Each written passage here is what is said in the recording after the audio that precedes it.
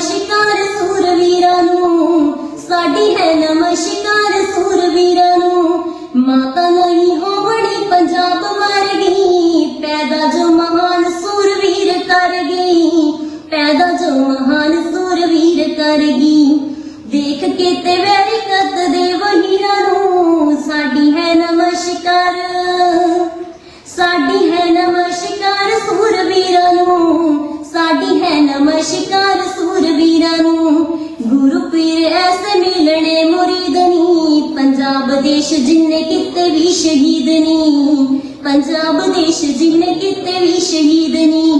जिन्ना मौत जैसियां व्याहियां हीरां नूं, जिन्ना मौत जैसियां व्याहियां हीरां नूं, साडी है नमस्कार सूरवीरां नूं, साडी है नमस्कार सूरवीरां नूं। ऊधम ते भगत सराबे आए सी, इन्हां विच लाला लाजपत राय सी, इन्हां विच लाला लाजपत राय सी। तोड़ के गुलामी वालियां जंजीरां नूं, तोड़ के गुलामी वालियां जंजीरां नूं, साडी है नमस्कार, साडी है नमस्कार सूरवीरां नूं, साडी है नमस्कार सूरवीरां नूं, साडी है नमस्कार सूरवीरां नूं। 1907 आ गया अखीर जी, जम्मिया भगत सिंह सूरवीर जी। 1907 आ गया अखीर जी, जम्मिया भगत सिंह सूरवीर जी। ज्ञानपुर मां दे चंगिया सिरां नूं, साडी है नमस्कार, साडी है नमस्कार सूरवीरां नूं, साडी है नमस्कार सूरवीरां नूं, साडी है नमस्कार सूरवीरां नूं। वाहिगुरु जी का खालसा, वाहिगुरु जी की फतेह।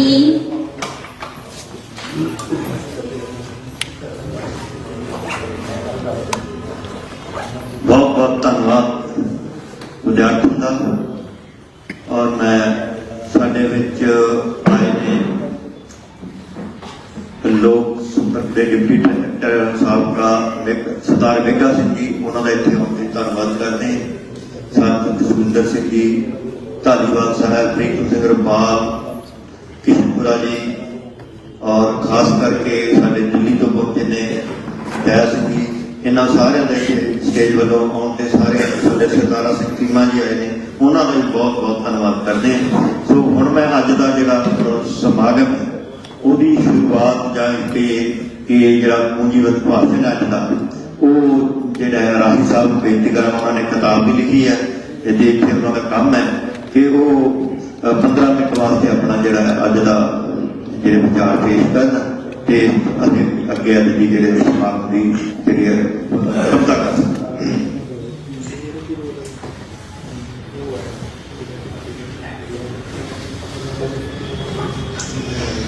अज गदर लहर के 7 शहीदों की जान में जुड़ रूप बैठे गुरु खालसा जी के फतेह साहब। वाहिगुरु जी का खालसा, वाहिगुरु जी की फतेह। अज असीं उन्हां शहीदों की गल करन लगे हैं जिहड़े 16 मार्च 1915 को लाहौर की सेंट्रल जेल विच ब्रिटिश साम्राज्य वालों फांसी ते लटकाए ते गए सन। उन्हां विचों मुख तौर पर जिहड़ा नाम गा, बहुत चर्चित नाम गा, वो शहीद करतार सिंह सराभा का गा। कुर्बानी किसी की भी घट नहीं।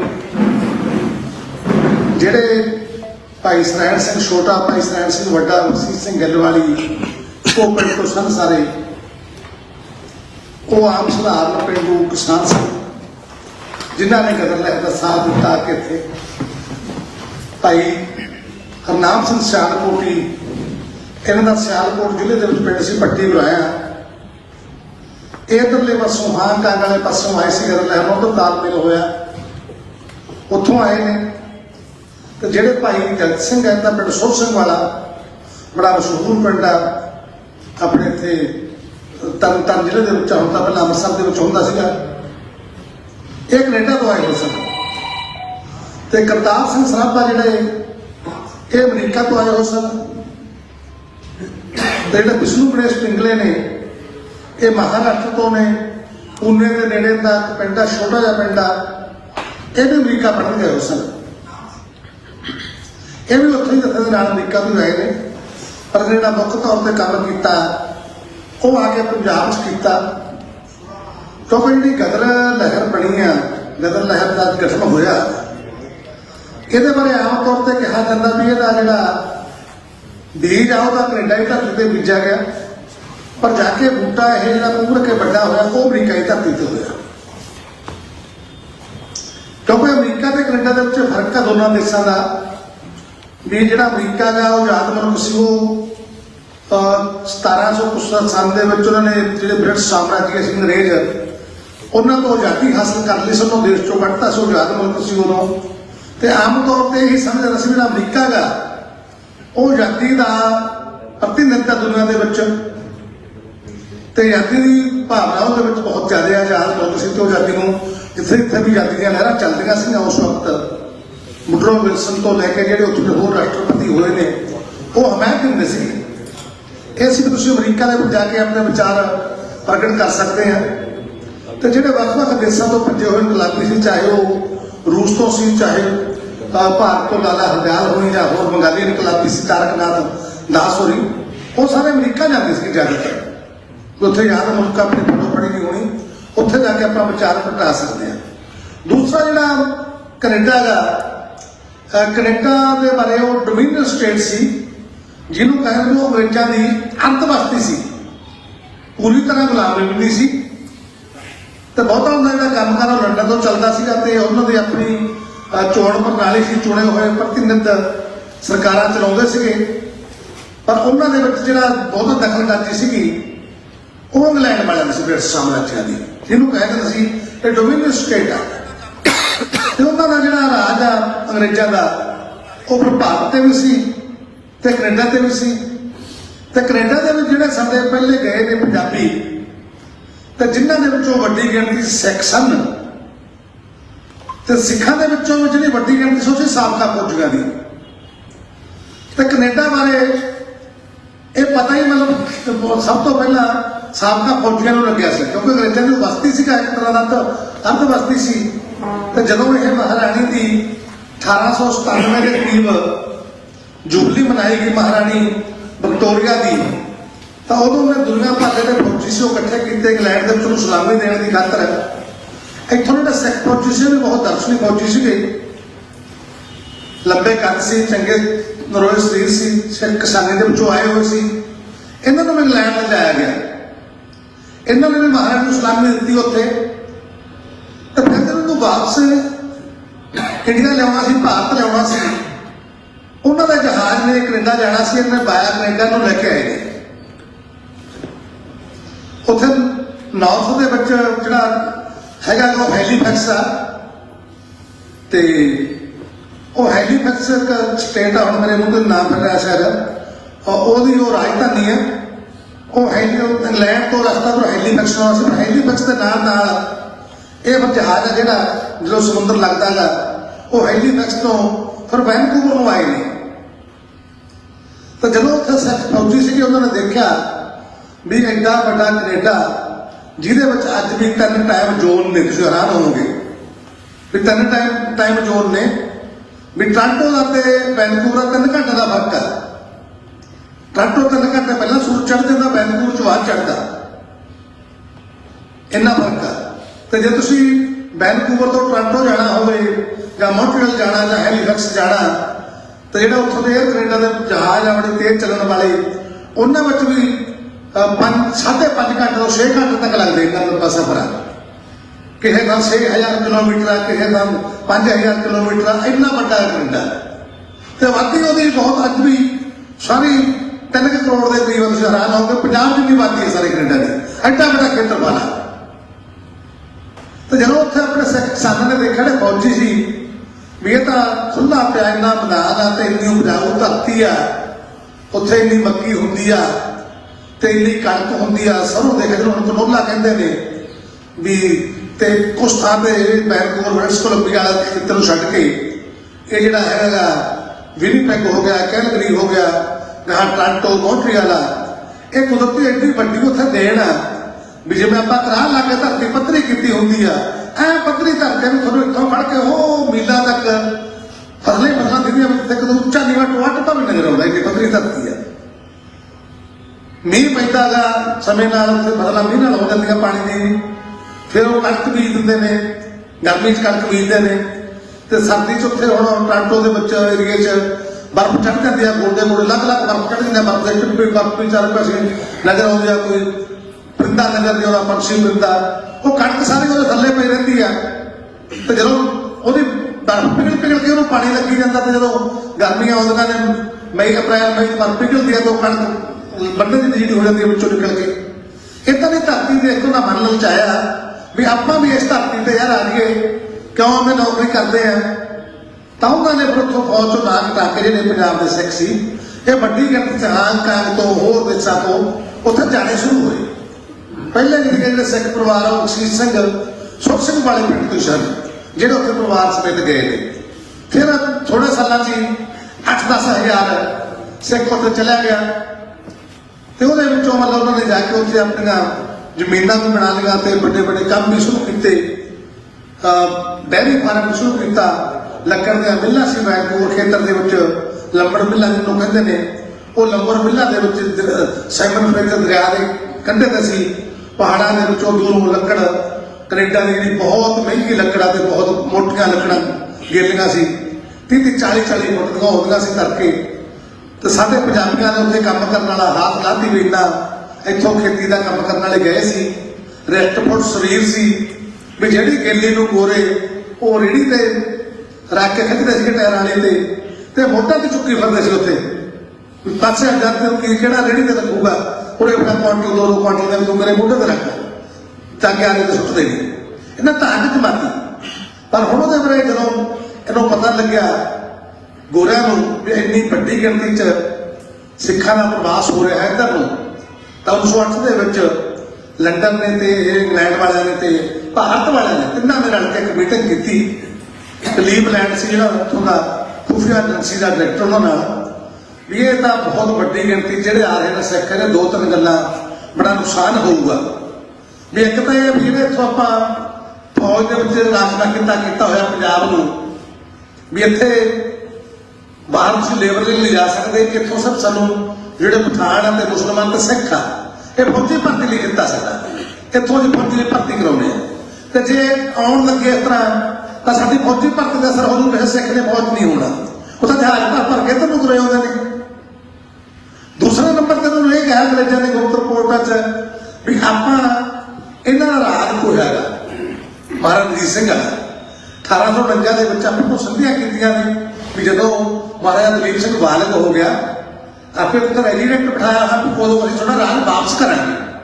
ਤੇ ਜੇ ਇੱਥੇ ਆਜ਼ਾਦ ਮੁਲਕ 'ਚ ਆਉਣਗੇ ਸਿੱਖ ਤਾਂ ਇਹਨਾਂ ਦੇ ਅੰਦਰ ਆਪਣਾ ਰਾਜ ਵਾਪਸ ਲੈਣ ਦੀ ਭਾਵਨਾ ਵੀ ਜਾ ਸਕਦੀ ਹੈ, ਫਿਰ ਸਾਡਾ ਰਾਜ ਵਾਪਸ ਕਰੋ, ਇਸ ਮਕਸਦ ਦੀ ਗੱਲ ਨੂੰ ਖੜੀ ਹੋਊ। ਤੇ ਉਹਦੇ 'ਚ ਹੋਰ ਵੀ ਇੱਥੋਂ ਜਿਹੜਾ ਮੂਲ ਵਸਿੰਦੇ ਨੇ ਉਹ ਤਾਂ ਘੱਟ ਗਿਣਤੀ 'ਚ ਹੈ, ਤੇ ਇੰਨੀ ਵੱਡੀ ਗਿਣਤੀ ਸਿੱਖ ਇੱਥੇ ਆ ਗਏ, ਇਹ ਤਾਂ ਕੈਨੇਡਾ ਤੇ ਕਬਜ਼ਾ ਹੀ ਕਰ ਲੈਣਗੇ। ਤੇ ਉਹ ਇਹਨਾਂ ਖਾਲਸਾ 1908 ਦਾ ਤੇ ਅੱਜ ਕੇ ਲੋਕ ਕਹਿੰਦੇ ਵੀ ਸੱਚ ਹੋ ਗਿਆ, ਕਿਉਂਕਿ ਅੱਜ 16 MP ਪੰਜਾਬੀ ਦਾ ਸਿੱਖ ਨੇ, ਤਾਂ ਲੋਕ ਕਹਿੰਦੇ ਨੇ ਜਿਹੜੇ ਅੰਗਰੇਜ਼ ਕਹਿੰਦੇ ਸੀ ਵੀ ਇਹਦਾ ਕਬਜ਼ਾ ਕਰ ਲੈਣ ਆ ਕੇ, ਤੇ 16 MP ਇਹਨਾਂ ਦੇ ਬਣ ਗਏ। ਰੱਖਿਆ ਮੰਤਰੀ ਹਰਜੀਤ ਸਿੰਘ ਸੱਜਣ ਵਰਗਾ ਹੋਵੇ ਕੈਨੇਡਾ ਦਾ, ਇਹ ਵੱਡੀ ਗਿਣਤੀ ਹੈ। ਸੋ ਇਹਨਾਂ ਦਾ ਕਰਕੇ ਉਹਨਾਂ ਨੇ ਇਮੀਗ੍ਰੇਸ਼ਨ ਦੇ ਮਾਮਲੇ 'ਚ ਬਹੁਤ ਸਾਰੀਆਂ ਸੋਧਾਂ ਕੀਤੀਆਂ। 1908 ਦੇ ਵਿੱਚ ਤੋਂ ਵੋਟ ਦਾ ਅਧਿਕਾਰ ਖੋਲਿਆ ਪੰਜਾਬ ਤੋਂ, ਜਿਹੜੇ ਕਹਿੰਦੇ ਇੰਡੀਅਨ ਸੀ, ਟਰਮ ਵਰਤਦੇ ਸੀਗੇ ਮੀਡੀਆ ਦਾ, ਬੇਸਿਕਲੀ ਉਹ ਪੰਜਾਬੀ ਸੀ, ਪੰਜਾਬੀਆਂ ਦੇ ਵਿੱਚੋਂ ਵੀ ਸਿੱਖ ਵੱਡੀ ਗਿਣਤੀ ਸੀ 90%। ਇਹਨਾਂ ਦਾ ਵੋਟ ਦਾ ਅਧਿਕਾਰ ਖੋਲਿਆ ਤੇ ਹੋਰ ਪਾਬੰਦੀਆਂ ਲਾਤੀਆਂ। ਇਹਨਾਂ ਨੂੰ ਮਤਲਬ ਕਿਹਾ ਗਿਆ ਵੀ ਉੱਥੇ ਮਤਲਬ ਜਿਹੜਾ ਟਰਮ ਨੂੰ ਫਲੱਡ ਕਹਿੰਦੇ ਸੀ, ਇਹਦਾ ਮਤਲਬ ਪੱਗਾਂ ਦਾ ਹੜ ਆ ਰਿਹਾ ਕਹਿੰਦੇ ਸਾਡੇ ਬੰਦਾ।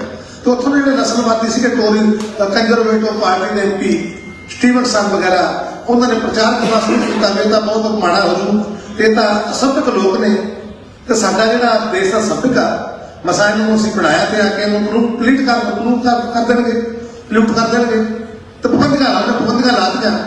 ਤਾਂ ਪਾਬੰਦੀਆਂ ਦੇ ਖਿਲਾਫ ਸਾਡੇ ਜਿਹੜਾ ਉੱਥੇ ਭਾਈਚਾਰਾ ਸੀ ਪੰਜਾਬੀ, ਉਹ 'ਚ ਹਸਨ ਰਹੀਮ PC ਗੁਜਰਾਤ ਦਾ ਸੀਗਾ, ਇਹਦਾ ਨਾਂ ਤਾਂ ਹੋਰ ਸੀ, ਤੇ ਮੁਸਲਮਾਨ ਭਰਾ ਵੀ ਸੀਗੇ, ਉਹ ਵੀ ਗਏ ਹੋਏ ਸੀਗੇ ਪੰਜਾਬ ਤੋਂ, ਸਾਂਝੇ ਤੌਰ ਤੇ ਲੜੇ ਵੀ ਨੇ ਉੱਥੇ। ਫਿਰ 1913 ਦੇ ਵਿੱਚ ਕਿਤੇ ਵਫਦ ਵੀ ਆਇਆ ਭਾਈ ਸਾਹਿਬ ਭਾਈ ਬਲਵੰਤ ਸਿੰਘ ਖੁਰਦਪੁਰ, ਜਿਹੜੇ ਕਿ 1906 ਦੇ ਵਿੱਚ ਜਦੋਂ ਵੈਨਕੂਵਰ ਦੇ ਵਿੱਚ ਉੱਥੇ ਜਦੋਂ ਵਾਟਰ ਫਰੰਟ ਕਹਿੰਦੇ ਨੇ ਇੰਗਲੈਂਡ ਦੇ ਵਿੱਚ, ਜਿੱਥੇ ਬੰਦਰਗਾਹ ਦੇ ਉੱਥੋਂ ਦੇ ਜਾ ਕੇ ਜਹਾਜ਼ ਲੱਗਦੇ ਨੇ, ਉਹਦੇ ਸਾਹਮਣੇ ਗੁਰਦੁਆਰਾ ਬਣਿਆ ਹੋਇਆ ਸੀਗਾ। ਪਹਿਲਾ ਗੁਰਦੁਆਰਾ ਸੀ ਕੈਨੇਡਾ ਦੀ ਧਰਤੀ ਤੇ, ਖਾਲਸਾ ਦੀਵਾਨ ਸੁਸਾਇਟੀ ਬਣੀ ਉਹਨਾਂ ਨੇ, ਤੇ ਭਾਈ ਬਲਵੰਤ ਸਿੰਘ ਖੁਰਦਪੁਰ ਪਹਿਲੇ ਗ੍ਰੰਥੀ ਸਨ, ਬੜੇ ਸੇਵਾ ਵਾਲੇ ਸੀ। ਖੁਰਦਪੁਰ ਪਿੰਡ ਸੁੰਘਾਲਪੁਰ ਕੋਲ ਜਲੰਧਰ ਜ਼ਿਲ੍ਹੇ 'ਚ। ਉਹਨਾਂ ਨੂੰ ਇੰਨੀ ਸੇਵਾ ਸੀ ਤੇ ਇੰਨੀ ਸ਼ਖਸੀਅਤ ਤੋਂ ਪਿਆਰੀ ਸੀ ਵੀ ਜਿਉਂਦੇ ਜੀ ਹੀ ਉਹਨਾਂ ਨੂੰ ਸਾਰੇ ਪੰਜਾਬ 'ਚ ਵੀ ਉਹਨੂੰ ਸਿੰਘ ਸਾਹਿਬ ਕਹਿਣਾ ਸ਼ੁਰੂ ਕਰਤਾ ਸੀ। ਉਦੋਂ ਜਦ ਕੋਈ ਕਾਲਤਾ ਦਾ ਰਹਿੰਦਾ ਨਹੀਂ ਸੀ ਹੁੰਦਾ ਨਾ, ਪਰੰਪਰਾ ਹੀ ਨਹੀਂ ਸੀ, ਪਰ ਭਾਈ ਬਲਵੰਤ ਸਿੰਘ ਖੁਰਦਪੁਰ ਨੂੰ ਸਿੰਘ ਸਾਹਿਬ ਕਿਹਾ ਜਾਂਦਾ ਸੀ ਸਤਿਕਾਰ ਵੱਲੋਂ, ਵੀ ਸਿੰਘ ਸਾਹਿਬ ਭਾਈ ਬਲਵੰਤ ਸਿੰਘ ਖੁਰਦਪੁਰ। ਤੇ ਜਿਹੜੇ 17 ਮਾਰਚ 1917 ਨੂੰ ਗਦਰ ਲਹਿਰ ਤੇ ਲਾਹੌਰ ਫਾਂਸੀ ਲੱਗੇ ਨੇ, ਸਰਾਭੇ ਹੋਣ ਤੋਂ 2 ਸਾਲ ਬਾਅਦ, ਕਿਉਂਕਿ ਬਾਅਦ ਚ ਸਿੰਗਾਪੁਰ ਤੋਂ ਫੜ ਕੇ ਲਿਆ ਕੇ ਇੱਥੇ ਉਹਦਾ ਮੁਕੱਦਮਾ ਚਲਾਇਆ ਸੀ। ਸੋ ਉੱਥੇ ਸਿੱਖਾਂ ਦਾ ਬਹੁਤ ਵੱਡਾ ਰੋਸ ਸੀਗਾ ਪੰਜਾਬੀਆਂ ਦੇ ਵਿੱਚ। ਤੇ ਫਿਰ ਇੱਧਰ ਸਾਡੇ ਜਿਹੜੀ ਅਮਰੀਕਾ ਖੁੱਲ ਗਿਆ, ਤੇ ਵੱਡੀ ਗਿਣਤੀ ਜਿਹੜੇ ਸਾਡੇ ਸਿੱਖ ਸੀ ਤੇ ਪੰਜਾਬੀ ਸੀ, ਉੱਥੇ ਗਾਂਧੀ ਇਨਕਲਾਬ ਵੀ ਪਹਿਲੇ ਗਏ ਹੋਏ ਸੀ, ਜ਼ਿਆਦਾ ਹਜ਼ਾਰਾਂ ਤੋਂ ਭੱਜ ਕੇ ਉੱਥੇ ਜਾਣੇ ਸ਼ੁਰੂ ਹੋ ਗਏ। ਤੇ ਜੋ ਇੱਥੇ ਅੰਗਰੇਜ਼ਾਂ ਨੂੰ ਤੰਗ ਕਰਦੇ ਸੀਗੇ ਪੰਜਾਬ ਕੈਨੇਡਾ ਦੇ ਵਿੱਚੋਂ ਤੰਗੀਆਂ ਨਸਲਵਾਦੀ ਢੰਗ ਨਾਲ ਵੀ ਬਾਹਰ ਕੱਢਣ ਦਾ ਬਸਵਾਟ ਤੋਂ ਉਹਨਾਂ ਨੇ ਕਹਿਤਾ ਕਿ ਟਾਪੂ ਸੀ ਹਾਂਡੂ ਰਸਤਾ, ਜਿਹੜਾ ਕਿ ਅੰਗਰੇਜ਼ਾਂ ਦੀ ਬਸਤੀ ਸੀ। ਉਹ ਇਹਨਾਂ ਨੇ ਪਲਾਨ ਵੀ ਬਣਾਈ ਵੀ ਜਿੰਨੇ ਇੱਥੇ ਸਿੱਖ ਨੇ, ਜਿੰਨੇ ਪੰਜਾਬੀ ਨੇ ਵੈਨਕੂਵਰ ਦੇ ਵਿੱਚ ਕੈਨੇਡਾ 'ਚ, ਵੀ ਸਾਰਿਆਂ ਨੂੰ ਇੱਥੋਂ ਉਹ ਟਾਪੂ ਤੇ ਕੱਢ ਦੋ ਹਾਂਡੂ ਰਸ ਦੇ ਤੇ ਉੱਥੇ ਮਤਲਬ ਟਾਪੂ ਤੇ ਉਦੋਂ ਕੁਦਰਤ ਜਿਵੇਂ ਕੋਈ ਗੱਲ ਕਰਾਉਂਦੀ ਆ। ਤੇ ਜਿਹੜੇ ਭਾਈ ਸੰਤ ਤੇਜਾ ਸਿੰਘ ਵਸਤੂਆਣਾ, ਜਿਨ੍ਹਾਂ ਨੂੰ ਮਤਲਬ ਤੇਜਾ ਸਿੰਘ ਐਮਏ ਕਿਹਾ ਜਾਂਦਾ ਗਾ, ਉਹ ਅਮਰੀਕਾ ਪੜ੍ਹਨ ਗਏ ਹੋਏ ਸੀ। ਉਹ ਕਹਿੰਦੇ ਕੋਈ ਦੇਵ ਨੇ ਜਦੋਂ ਮੈਂ ਟ੍ਰੇਨ 'ਚ ਸਫ਼ਰ ਕਰ ਰਿਹਾ ਸੀ ਤੇ ਮੇਰੇ ਥੱਲੇ ਗੋਰਾ ਬੈਠਾ ਸੀ ਅਮਰੀਕਾ 'ਚ, ਉਹਨੇ ਮੈਨੂੰ ਜਗਾਇਆ, ਕਹਿੰਦਾ ਸਿੰਘ ਸਾਹਿਬ ਅੰਗਰੇਜ਼ੀ 'ਚ, ਕਹਿੰਦਾ ਕੀ ਗੱਲ, ਕਹਿੰਦਾ ਖਬਰ ਪੜ੍ਹ, ਕਹਿੰਦਾ ਤੇਰੇ ਭਰਾਵਾਂ ਨੂੰ ਕੈਨੇਡਾ ਦੇ ਵਿੱਚੋਂ ਕੱਢਿਆ ਜਾ ਰਿਹਾ, ਕਹਿੰਦਾ ਦੇਖ ਹਾਂਡੂਸ ਦੇ ਟਾਪੂ ਤੇ, ਕਹਿੰਦਾ ਹਾਂਡੂਸ ਦਾ ਟਾਪੂ ਏਡਾ ਮਾੜਾ ਗਾ, ਬੇਓਵਾਰ ਟਾਪੂ ਆ, ਉੱਥੇ ਜੈਲੋ ਫੀਵਰ ਆ, ਇੰਨਾ ਮੱਛਰ ਆ, ਇੰਨੀ ਭੁੱਖਮਰੀ ਆ, ਤੇ ਇਹਨਾਂ ਜੇ ਉੱਥੇ ਕੱਢਦੇ ਮਰ ਜਾਣਗੇ, ਇਹਨਾਂ ਉੱਥੇ ਚਲੇਗਾ ਕੋਈ ਵਾਪਸ ਨਹੀਂ ਆਉਂਦਾ, ਤੂੰ ਕਰ ਕੁਛ। ਉਹਨੂੰ ਤੁਰਤ ਪੈਰ ਆ ਗਿਆ, ਕੋਈ LL ਵੀ ਕੀਤੀ ਸੀ, ਉੱਥੇ ਹਾਰਵਰਡ ਯੂਨੀਵਰਸਿਟੀ ਪੜ੍ਹਦਾ ਸੀ। ਉਹ ਕਹਿੰਦਾ ਮੈਂ ਉੱਥੇ ਗੱਡੀ ਉੱਤਰ ਕੇ ਕਹਾਂ ਜਾ ਕੇ ਇੱਕ ਹੋਰ ਸਟੇਸ਼ਨ ਤੋਂ ਮੈਂ ਕੈਨੇਡਾ ਨੂੰ ਆ ਗਿਆ। ਜਦੋਂ ਮੈਂ ਆ ਕੇ ਦੱਸਿਆ ਵੈਨਕੂਵਰ ਦੇ ਗੁਰਦੁਆਰੇ 'ਚ ਵੀ ਮੈਂ ਤੇਜਾ ਸਿੰਘਾਂ ਕਰਨ ਨੂੰ ਸਾਹ ਚੜ ਗਿਆ, ਪੱਲੇ ਪੱਲੇ ਸਿੰਘ ਸਾਹਿਬ ਇੱਥੇ ਡਿੱਗਦੇ ਸੀ, ਕਿਹੜਾ ਸੰਕਟ 'ਚ ਫਸ ਗਏ, ਵੈਸੇ ਤਾਂ ਕੋਈ ਸਿੰਘ ਆਵੇ ਸਾਡੇ ਕੋਲ ਗਵਾਹੀ ਕੌਣ ਕਰੂ, ਇਹਨਾਂ ਆਪਣਾ ਅੰਗਰੇਜ਼ੀ ਨਹੀਂ ਜਾਣਦੇ, ਸਾਨੂੰ ਉੱਥੇ ਕੱਢਿਆ ਜਾ ਰਿਹਾ ਪ੍ਰੈਸ਼ਰ ਪਾ ਕੇ, ਬਹੁਤ ਵਧੀਆ ਟਾਪੂ ਆ, ਕੈਨੇਡਾ ਵਰਗਾ ਹੀ ਆ, ਖੁੱਲ੍ਹੀਆਂ ਫਸਲਾਂ, ਜਿੰਨੀ ਮਰਜ਼ੀ ਜ਼ਮੀਨ ਰੋਕ ਲਓ, ਜਿੰਨਾ ਮਰਜ਼ੀ ਫਾਰਮ ਬਣਾ ਲਓ ਜਾ ਕੇ, ਤੇ ਸਾਡੇ ਤੇ ਪ੍ਰੈਸ਼ਰ ਪਾਇਆ ਜਾ ਰਿਹਾ ਹੈਗਾ। ਕਹਿੰਦੇ ਤਾਂ ਜਿਹੜਾ ਹੈਗਾ ਮੈਲਕਮ ਰੀਡ ਜਿਹੜਾ ਸੀ ਇਮੀਗ੍ਰੇਸ਼ਨ ਦਾ ਇੰਸਪੈਕਟਰ, ਤੇ ਜਿਹੜਾ ਵਿਲੀਅਮ ਹਾਪਕਿੰਸ ਸੀ ਅੰਗਰੇਜ਼ਾਂ ਦਾ ਜਸੂਸ ਉੱਥੇ ਅੰਡਰ ਕਵਰ, ਰਿਸ਼ਤਾ ਮਾਰੇਗਾ ਨਾ, ਉਹ ਕਹਿੰਦੇ ਕੋਈ ਹੁਣ ਚਿੰਤਾ ਨਾ ਕਰੋ, ਗੁਰੂ ਨੇ ਆਪੇ ਮੈਨੂੰ ਭੇਜਿਆ, ਉਹ ਨਹੀਂ ਸੁਣੀ ਹੈ ਤੁਹਾਡੀ, ਮੈਨੂੰ ਕੋਈ ਨਹੀਂ ਸੁਣਦਾ। ਉਹਨਾਂ ਨੇ ਫਿਰ ਸ਼ਰਤ ਲਾਈ, ਕਹਿੰਦੇ ਵੀ ਸਾਡੇ 2 ਬੰਦੇ ਪਹਿਲਾਂ ਜਾ ਕੇ ਟਾਪੂ ਤੋਂ ਦੇਖ ਕੇ ਆਉਣਗੇ, ਨਾਗਰ ਸਿੰਘ ਤੇ ਸ਼ਾਮ ਸਿੰਘ, ਵੀ ਹੈ ਕਿ ਸਾਡੇ ਰਹਿਣ ਦੀ ਖਾਤਰ ਨਹੀਂ ਹੈ। ਉਹ ਕਹਿੰਦੇ ਠੀਕ ਹੈ ਦੇਖ ਲਓ। ਉਹ ਨਾਗਰ ਸਿੰਘ ਤੇ ਸ਼ਾਮ ਸਿੰਘ ਨੂੰ ਲੈ ਕੇ ਗਏ ਉੱਥੇ ਟਾਪੂ ਤੇ ਉੱਥੇ ਜਾ ਕੇ ਉਹਨੂੰ ਦੇਖਿਆ ਵੀ ਤਾਂ ਭੁੱਖ ਮਰੀ ਹੈ। ਜਦੋਂ ਦੇਖਿਆ ਜਿਹੜੀ ਇੱਥੋਂ ਸਾਊਥ ਦੇ ਵਿੱਚੋਂ ਮਦਰਾਸ ਵਾਲੇ ਪਾਸੋਂ ਲੇਬਰ ਲੈ ਕੇ ਗਏ ਹੋ ਸੀਗੇ ਗੋਰੇ, ਉਹਨੂੰ ਆਵਾਜ਼ ਕਰਨ ਦੀ ਖਾਤਰ, ਉਹ ਕਹਿੰਦੇ ਭਰਾਵੋ ਇੱਥੇ ਨਾ ਆਇਓ, ਸਾਡੀਆਂ ਹੱਡੀਆਂ ਇੱਥੇ ਰੋਣਗੀਆਂ, ਕਹਿੰਦੇ ਇੱਥੇ ਨਾ, ਨਹੀਂ ਲੇਬਰ ਬਹੁਤ ਘੱਟ ਆ, ਹਾਲਾਤ ਮਾੜੇ, ਇੰਨਾ ਮੀਂਹ ਪੈਂਦਾ, ਇੰਨਾ ਮੱਛਰ ਆ, ਉਹਦੇ ਨਾਲ ਜੈਲੋ ਫੀਵਰ ਹੁੰਦਾ, ਬੰਦਾ ਮਰ ਜਾਂਦਾ, ਕੋਈ ਇੱਥੇ ਫਾਇਦਾ ਨਹੀਂ ਹੁੰਦਾ। ਤੇ ਦੇਖੋ ਤੁਸੀਂ ਅੱਜ ਦੇ ਸਿੱਖਾਂ ਦਾ ਕਿਰਦਾਰ ਤੇ ਉਸ ਵਕਤ ਦੇ ਸਿੱਖਾਂ ਦਾ ਕਿਰਦਾਰ। ਉਹਨਾਂ ਨੇ ਵਿਲੀਅਮ ਹਾਪਕਿੰਸ ਤੇ ਮੈਲਕਮ ਰੀਡ ਨੇ ਉਹਨਾਂ ਨੂੰ ਕਿਹਾ ਵੀ ਤੁਸੀਂ ਆਹ ਨਾ ਕਾਗਜ਼ ਤੇ ਦਸਤਖਤ ਕਰ ਦਿਓ, ਜਿਹੜਾ ਅਸੀਂ ਜਾ ਕੇ ਉੱਥੇ ਤੇਜਾ ਸਿੰਘ ਨੂੰ ਦਿਖਾਉਣਾ ਵੀ ਇਹ ਜਿਹੜਾ ਟਾਪੂ ਆ ਇਹ ਬਹੁਤ ਵਧੀਆ ਰਹਿਣ ਦੀ ਗੱਲ ਹੈ, ਬੜਾ ਵਧੀਆ, ਬੜਾ ਆਵਾਜ਼ ਟਾਪੂ ਆ। ਤੇ ਉਹ $3000 ਉਹਨਾਂ ਵੇਲੇ 'ਚ ਰਸਮਤ ਦਿੱਤੀ ਵੀ ਆਹ ਬਣ $3000 ਇਹ ਤਾਂ ਦਸਤਖਤ ਕਰ ਦਿਓ। ਉਹ ਨਾਗਰ ਸਿੰਘ ਦਾ ਬਿਆਨ ਜਵਾਬ ਸੀ, ਕਹਿੰਦਾ ਹਾਪਕਿੰਸ ਸਾਹਿਬ, ਕਹਿੰਦਾ ਅਸੀਂ ਇੱਥੇ ਧਰਮ ਵੇਚ ਕੇ ਧਨ ਕਮਾਉਣ ਨਹੀਂ ਆਏ, ਅਸੀਂ ਆਪਣੇ ਧਰਮ ਦੇ ਇਮਾਨ ਤੇ ਰਹਿਣਾ। ਮੈਂ $3000 ਪਿੱਛੇ ਆਪਣੇ ਭਰਾਵਾਂ ਦੇ ਗਲਾਂ ਦੇ ਸੂਈ ਨਹੀਂ ਫੇਰ ਸਕਦਾ। ਹੁਣ ਇਹ ਦੇਖੋ ਵੀ ਅੱਜ ਦਾ ਸਿੱਖ ਤੇ ਉਹਨਾਂ ਦੇ ਸਿੱਖ ਦਾ ਕਿਰਦਾਰ ਆਉਂਦਾ ਕਿ ਉਹਨਾਂ ਦਾ ਇੱਥੇ ਬਾਕੀ ਦਸਤਖਤ ਕਰਾ ਲਾ। ਆਪਾਂ ਪਹਿਲਾਂ ਵੀ ਉਹਦੇ ਗੱਲ ਕਰਕੇ 83 ਵਾਲਾ ਬਣਾਇਆ ਵੀ ਉਹੀ ਸਾਡੇ ਸਿੱਖ ਦਿੱਲੀ ਦੇ ਵਿੱਚ ਜਿਨ੍ਹਾਂ ਨੇ ਗਲਾਂ 'ਚ ਟਾਇਰ ਪਾਇਆ ਸੀ ਉਹੀ ਉਹਦੇ ਸਰੋਪੇ ਪਾਈ ਸੀ ਕਾਤਲਾਂ ਦੇ ਵੀ ਸਿਰ ਦੀ ਮੈਥੋਂ ਸਰੋਪਾ ਪਵਾ ਲੈ। ਆਹ ਸਿੱਖ ਦਾ ਕਿਰਦਾਰ ਬਣ ਗਿਆ। ਉਹਨੇ ਵਿਰੋਧ ਕੀਤਾ ਕਿ ਨਹੀਂ ਅਸੀਂ ਨਹੀਂ ਜਾਣਾ ਉੱਥੇ।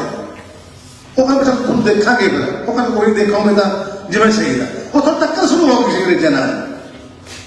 ਤੇ ਉਹ ਇੱਥੇ ਅਮਰੀਕਾ ਦੇ ਵਿੱਚ ਨੂੰ ਪਤਾ ਲੱਗਿਆ ਵੀ ਲਾਲਾ ਹਰਦਿਆਲ ਹੋਣਾ ਨੇ ਸਰਾਭਾ ਵਿੱਚ ਚਲਿਆ ਗਿਆ ਸੀਗਾ ਤੇ 1912 ਦੇ ਵਿੱਚ ਬਾਬਾ ਸੋਹਣ ਸਿੰਘ ਭਕਨਾ ਨੂੰ ਛੱਡ ਚਲਿਆ ਗਿਆ ਸੀਗਾ। ਇਹਨਾਂ ਨੇ ਸਟਾਕਟਨ ਦੇ ਨੇੜੇ ਫਾਰਮ ਸੀ ਬਾਬਾ ਵਿਸਾਖਾ ਸਿੰਘ ਸੰਤ ਬਾਬਾ ਵਿਸਾਖਾ ਸਿੰਘ ਕਹਿੰਦੇ ਨੇ ਦੇਹਰ ਹੈਗਾ। ਉੱਥੋਂ ਰੇਲ ਗੱਡੀ ਤੇ ਬੋਰੀਆਂ ਲੱਦ ਕੇ ਸੈਕਰਾਮੈਂਟੋ ਵਗੈਰਾ ਸਟਾਕਟਨ ਦੇ ਮੰਡੀਆਂ 'ਚ ਜਾਣਾ ਤਾਂ ਉਹਨਾਂ ਨੇ ਕਿਹੜਾ ਪੋਟੈਟੋ ਟੈਂਕ ਆ ਗਿਆ। ਪੋਟੈਟੋ ਟੈਂਕ ਕਹਿੰਦੇ ਸੀ ਬਾਬਾ ਜਵਾਲਾ ਸਿੰਘ ਨੂੰ। ਤਾਂ 1912 ਦਾ ਜਦੋਂ ਕਹਿ ਜਿਹੜਾ ਦੇਸ਼ ਗੁਲਾਮ ਆ ਤੇ ਸਾਡਾ ਯਾਰ ਆਪਾਂ ਸਿੱਖੀ ਦੇ ਗੁਰੂ ਨੇ ਸਾਨੂੰ ਇਹ ਕਿਹਾ ਵੀ ਗੁਲਾਮੀ ਦੇ ਵਿਰੁੱਧ ਲੜਨਾ ਤੇ ਇਹਨਾਂ ਨੇ ਉੱਥੇ ਹਿੰਦੀ ਮਹਾਸਭਾ ਬਣਾਈ 1912 ਚ। ਬਾਬਾ ਸੋਹਣ ਸਿੰਘ ਭਕਨਾ ਵੀ ਆ ਗਿਆ। ਹੋਲਡ ਫਾਰਮ ਤੇ ਮੀਟਿੰਗ ਕਰਕੇ ਭਾਈ ਪਰਮਾਨੰਦ ਵੀ ਲਾਹੌਰ ਜਿਹੜੇ ਕਿ ਭਾਈ ਮਤੀ ਦਾਸ ਦੀ ਉਹਦੇ ਵਿੱਚੋਂ ਹੰਸ ਦੇ ਵਿੱਚੋਂ ਲਾਹੌਰ ਤੋਂ ਸੀ ਉਹ ਵੀ ਉੱਥੇ ਬਾਰਸੀ ਦਾ ਕੋਰਸ ਪਾਸ ਕਰਨ ਗਏ ਹੋਏ ਸੀਗੇ। ਭਾਈ ਠਾਕਰ ਦਾਸ ਸੀ ਧੂਰੀ ਤੋਂ ਹੋਰ ਬੰਦੇ ਵੀ ਸੀਗੇ ਜਿਹੜੇ ਤਾਰਕਨਾਥ ਦਾਸ ਸੀ। ਇਹ ਸਾਰੇ ਬੁਲਾ ਲਿਆ ਉਹ ਹਿੰਦੀ ਮਹਾਸਭਾ ਬਣਾਈ 1912 ਚ ਵੀ ਆਪਾਂ ਗੁਲਾਮੀ ਦੇ ਵਿਰੁੱਧ ਲੜਨਾ।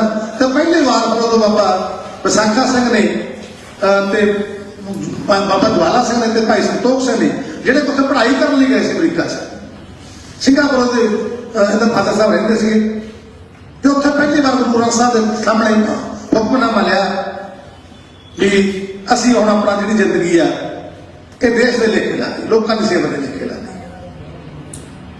ਤੇ ਫਿਰ ਅੱਗੇ ਜਾ ਕੇ ਨਵੰਬਰ 1913 ਦੇ ਵਿੱਚ ਜਦੋਂ ਲਾਲਾ ਹਰਦਿਆਲ ਨੂੰ ਬੁਲਾਇਆ ਪਾਰਟੀ ਦਾ ਹੋਰ ਘੇਰਾ ਵੱਡਾ ਕੀਤਾ ਤੇ ਉਦੋਂ ਫਿਰ ਉੱਥੇ ਉਹਨਾਂ ਨੇ Hindustan association of Pacific coast ਬਣਾਈ ਹੈ।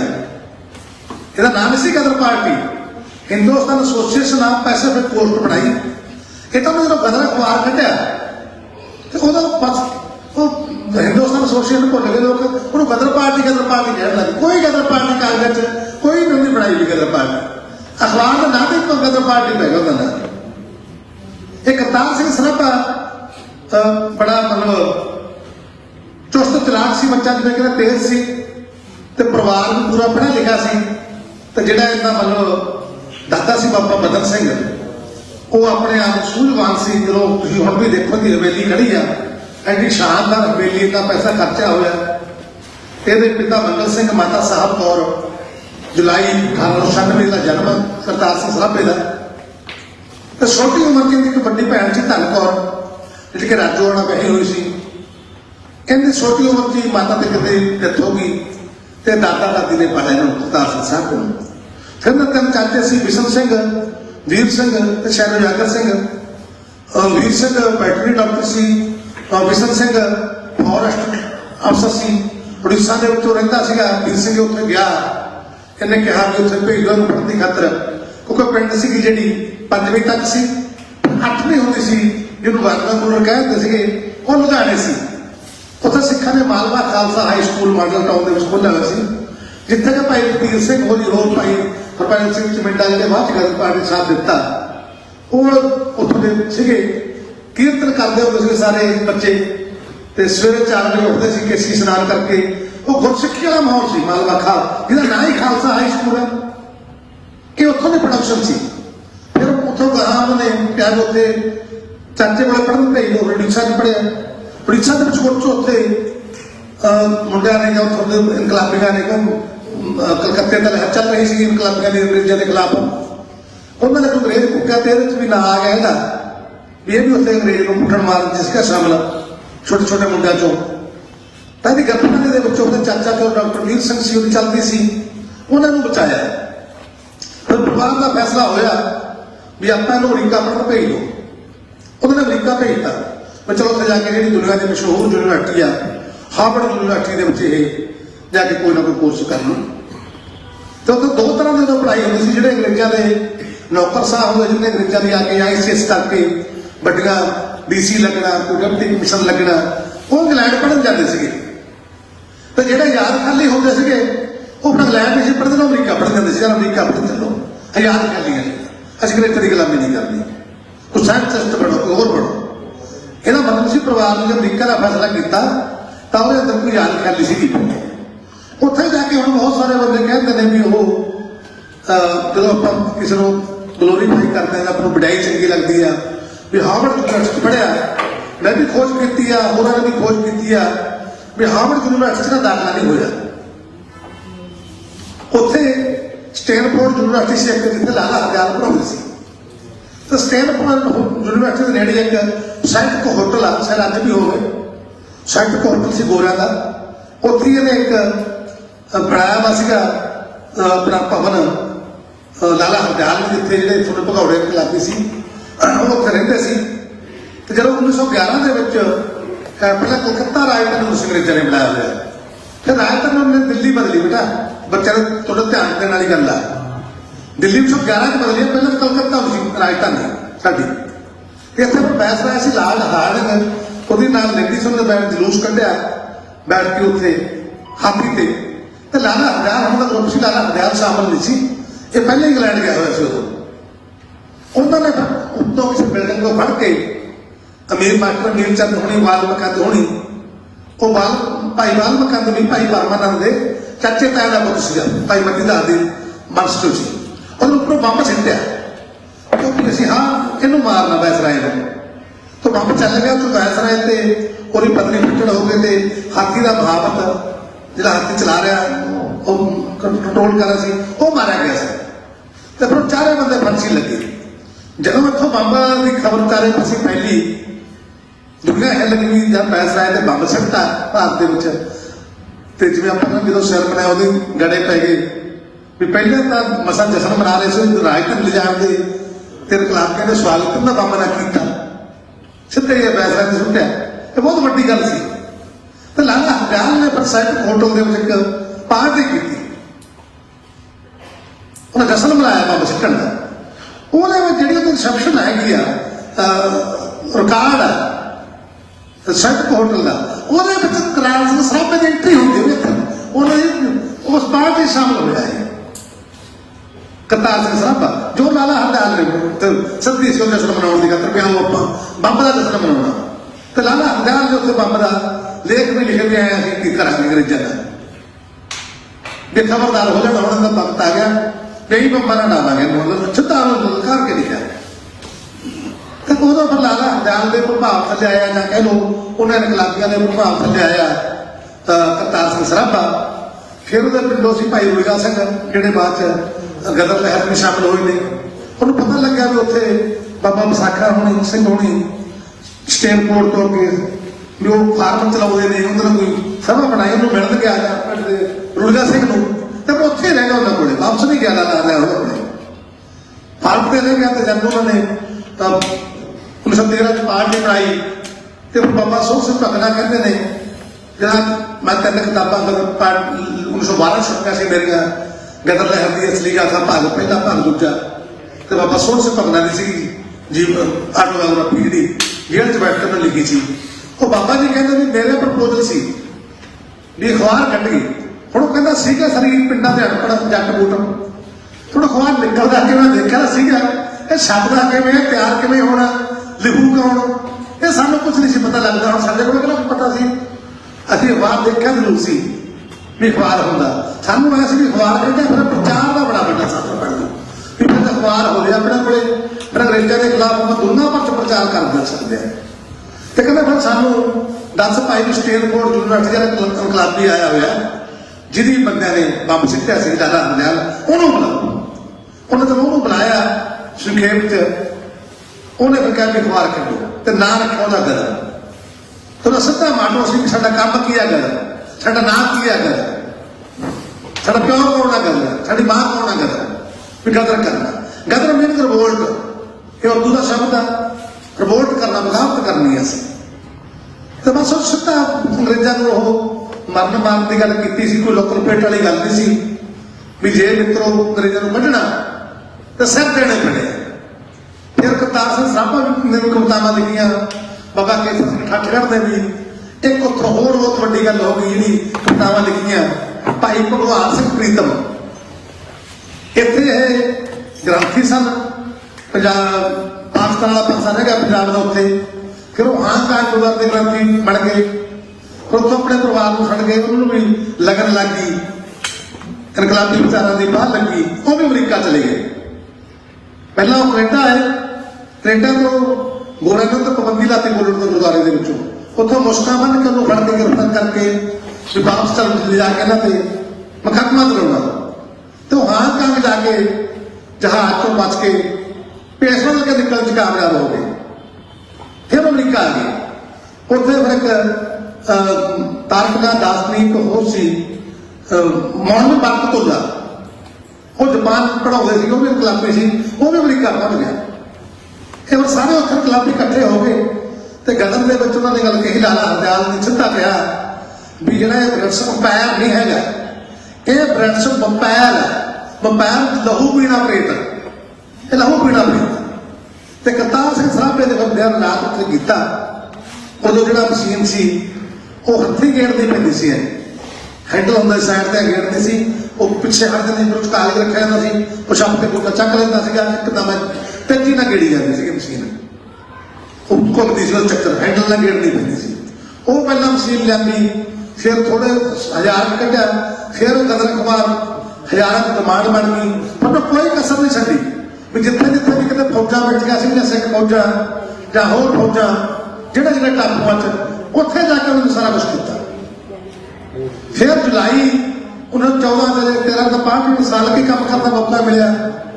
ਜਦੋਂ ਜੰਗ ਲੱਗੀ ਸੰਸਾਰ ਜੰਗ, ਫਿਰ ਉਹਨੂੰ ਫੈਸਲਾ ਕਰ ਲਿਆ ਵੀ ਹੁਣ ਅੰਗਰੇਜ਼ ਫੜ ਗਿਆ ਛੂਤਾ, ਇੱਕੋ ਵਧੀਆ ਮੌਕਾ ਕੋਈ ਨਹੀਂ, ਆ ਨਾ ਖਿਡਾਓ, ਭਾਰਤ ਚੱਲੋ ਤੇ ਜਾ ਕੇ ਉੱਥੇ ਅੰਗਰੇਜ਼ਾਂ ਦੇ ਖਿਲਾਫ ਬਗਾਵਤ ਕਰੋ। ਫੌਜੀਆਂ ਦੇ ਜਿਹੜੇ ਫੌਜੀ ਉਹ ਲਾਭ ਕੇ ਲੈ ਕੇ ਆ ਰਹੇ ਨੇ ਤੋਪਾਂ ਦਾ ਖਾਜਾ ਬਣਨ ਦੀ ਖਾਤਰ, ਉਦੋਂ ਆਪਾਂ ਸਮਝਾਈਏ ਵੀ ਭਰਾਵੋ ਉੱਥੇ ਜਾ ਕੇ ਕਿਉਂ ਮਰਦੇ ਹੋ, ਦੇਸ਼ ਆਜ਼ਾਦ ਕਰਾਉਣ ਦੀ ਹੱਥ ਕਿਉਂ ਨਹੀਂ ਮਰਦੇ ਗੋਰੇ ਦੇ। ਉਹ ਫੇਰ ਲੈ ਕੇ ਚੱਲੇ, ਢੋਲ ਦੇ ਨਗਾਰੇ ਵਜਾਉਂਦੇ ਉੱਥੋਂ ਆਏ ਨੇ। ਤੇ ਕਰਤਾਰ ਸਿੰਘ ਸਰਾਭਾ ਇੰਨਾ ਉਤਸ਼ਾਹੀ ਸੀ, ਇਹ ਉਹ ਤੋਂ ਪਹਿਲਾਂ ਹੀ ਆ ਗਿਆ ਬਾਬਿਆਂ ਕੋਲ। ਤੇ ਜਦੋਂ ਬਾਬੇ ਆਏ ਆ ਇੱਥੇ, ਉਹ ਬਾਬਿਆਂ ਦੇ ਆਉਣ ਤੋਂ ਉਹਦਾ ਬਾਬੇ ਛੋਟ ਸਿੰਘ ਤੱਕਣਾ ਹੋਈ ਤਾਂ ਕਿ ਕਲਕੱਤੇ ਜਿੰਨੀ ਲੀਡਰਸ਼ਿਪ ਸੀ ਬਾਬਾ ਦਵਾਲਾ ਸਿੰਘ ਠੱਠੀਆਂ ਹੋਣੀ, ਉਹ ਸਾਰੇ ਪੜ ਗਏ। ਜਿਹੜਾ 500 ਏਕੜ ਦਾ ਫਾਰਮ ਚੋਂ ਆਇਆ ਲੱਤ ਮਾਰ ਕੇ ਛੱਡਿਆ ਯਾਰ, ਕੁਛ ਵੀ ਆਪਾਂ ਹੀ ਕਰਨਾ। ਉਹ ਹੀ ਛੱਡਿਆ ਵੀ ਇਹਨੂੰ ਸਾਹਮਣਾ ਸਾਹਮਣੇ ਅਸੀਂ ਕੀ ਕਰਨਾ। ਇੱਥੇ ਦੇਖੋ ਨਾ ਕਿੰਨੀਆਂ ਕੁਰਬਾਨੀਆਂ ਸੀ। ਅੱਜ ਆਪਾਂ ਦਸਵੇਂ ਦੇ ਖਾਤਰ ਲੜਦੇ ਆ। 500 ਏਕੜ ਦਾ ਫਾਰਮ ਛੱਡਿਆ, ਛੱਡੋ ਕੀ ਕਰਨਾ ਜਾ ਕੇ ਦੇਸ਼ ਆਜ਼ਾਦ ਕਰਾਈਏ। ਉਹਨੇ ਭਾਈ ਇੱਕ ਹੋਰ ਸੀਗਾ ਉਹਨਾਂ ਦੇ ਨਾਮ ਕੈਨੇਡਾ ਦੇ ਵਿੱਚ, ਉਹਦੇ ਬਹੁਤ ਵੱਡਾ ਡੈਰੀ ਫਾਰਮ ਸੀਗਾ ਤੇ ਸਭ ਤੋਂ ਅਮੀਰ ਤੇ ਦਾਨੀ ਸਿੱਖ ਮੰਨਿਆ ਜਾਂਦਾ ਸੀ। ਉਹ ਛੱਡਿਆ। ਅੱਜ ਭਾਈ ਦਤ ਸਿੰਘ ਦਾ ਬੜਾ ਵੱਡਾ ਕੰਮ ਸੀ, ਇਹ ਛੱਡਿਆ। ਹਜ਼ਾਰਾਂ ਸਿੱਖ ਉੱਥੋਂ ਛੱਡ ਕੇ ਆ ਗਏ, ਉਹ ਫੜੇ ਗਏ। ਤੇ ਉਦੋਂ ਬਾਅਦ ਫਿਰ ਕਰਤਾਰ ਸਿੰਘ ਸਰਾਭੇ ਹੋਣ ਦੀ ਵੱਡੀ ਕੰਟਰੀਬਿਊਸ਼ਨ ਇਹ ਸੀ ਵੀ ਇਹਨਾਂ ਨੇ ਫੜੇ ਜਾਣ ਦੇ ਬਾਵਜੂਦ ਵੀ ਦੁਬਾਰਾ ਫਿਰ ਸਾਰੀ ਪਾਰਟੀ ਜਥੇਬੰਦ ਕੀਤੀ। ਭਾਈ ਰਣਜੀਤ ਸਿੰਘ ਨੂੰ ਨਾਲ ਲਿਆ ਤੇ ਫਿਰ 19 ਫਰਵਰੀ 1915 ਦਿਨ ਮਿਲਿਆ ਵੀ 2 ਸੌਣੀਆਂ ਦਾ ਆਪਾਂ ਕਬਜ਼ਾ ਕਰਨਾ, ਇੱਕ ਫਿਰੋਜ਼ਪੁਰ ਤੇ ਇੱਕ ਲਾਹੌਰ ਨੇੜੇ ਵੀ ਆਵੀ ਹੁੰਦੀ। ਦੋਨੇ ਵੱਡੀਆਂ ਸੌਣੀਆਂ ਸੀ ਜਿੱਥੇ ਕਿਸੇ ਦਾ ਸਲਾਹ ਸੀ ਤੇ ਅੰਦਰ ਫੌਜੀ ਵੀ ਕੱਢ ਲਏ। ਹੁਣ ਜੋ ਪਾਰਟੀਆਂ ਖੁੱਲੀਆਂ ਉਹਨਾਂ ਲੋੜ ਹੁੰਦੀ ਆ। ਮਾਲੀ ਸਾਹਿਬ ਬੈਠੇ ਨੇ, ਨਕਸਲਵਾੜੀ ਲਹਿਰ ਮੌਕੇ ਵੀ ਅਸੀਂ ਦੇਖਿਆ, ਖਾੜਕੂ ਲਹਿਰ ਮੌਕੇ ਵੀ ਦੇਖਿਆ। ਉਦੋਂ ਬੜਾ ਪੱਤੇ ਘਾ ਬੰਦੇ ਦੀ ਸਕਰੀਨਿੰਗ ਨਹੀਂ ਹੁੰਦੀ, ਬੰਦੇ ਬੜੇ ਉਤਸ਼ਾਹ ਨਾਲ ਆਉਂਦੇ ਆ, ਕਹਿੰਦੇ ਬਹੁਤ ਕੁਛ ਹੁੰਦੇ ਆ, ਪਰ ਜਦੋਂ ਸੰਕਟ ਹੁੰਦਾ ਫਿਰ ਉਹ ਬੰਦੇ ਗਰਾਈਆਂ ਵੀ ਕਰ ਜਾਂਦੇ ਨੇ। ਦੇਖੇ ਇਹ ਲਹਿਰਾਂ ਚ ਬੜੀ ਵੱਡੀ ਸੱਟ ਬਣਦੀ ਲਹਿਰਾਂ ਨੂੰ। ਤੇ ਲਹਿਰ ਵਿੱਚ ਕਿਰਪਾਲ ਸਿੰਘ ਨਾਮ ਦਾ ਬੰਦਾ ਬਣ ਗਿਆ।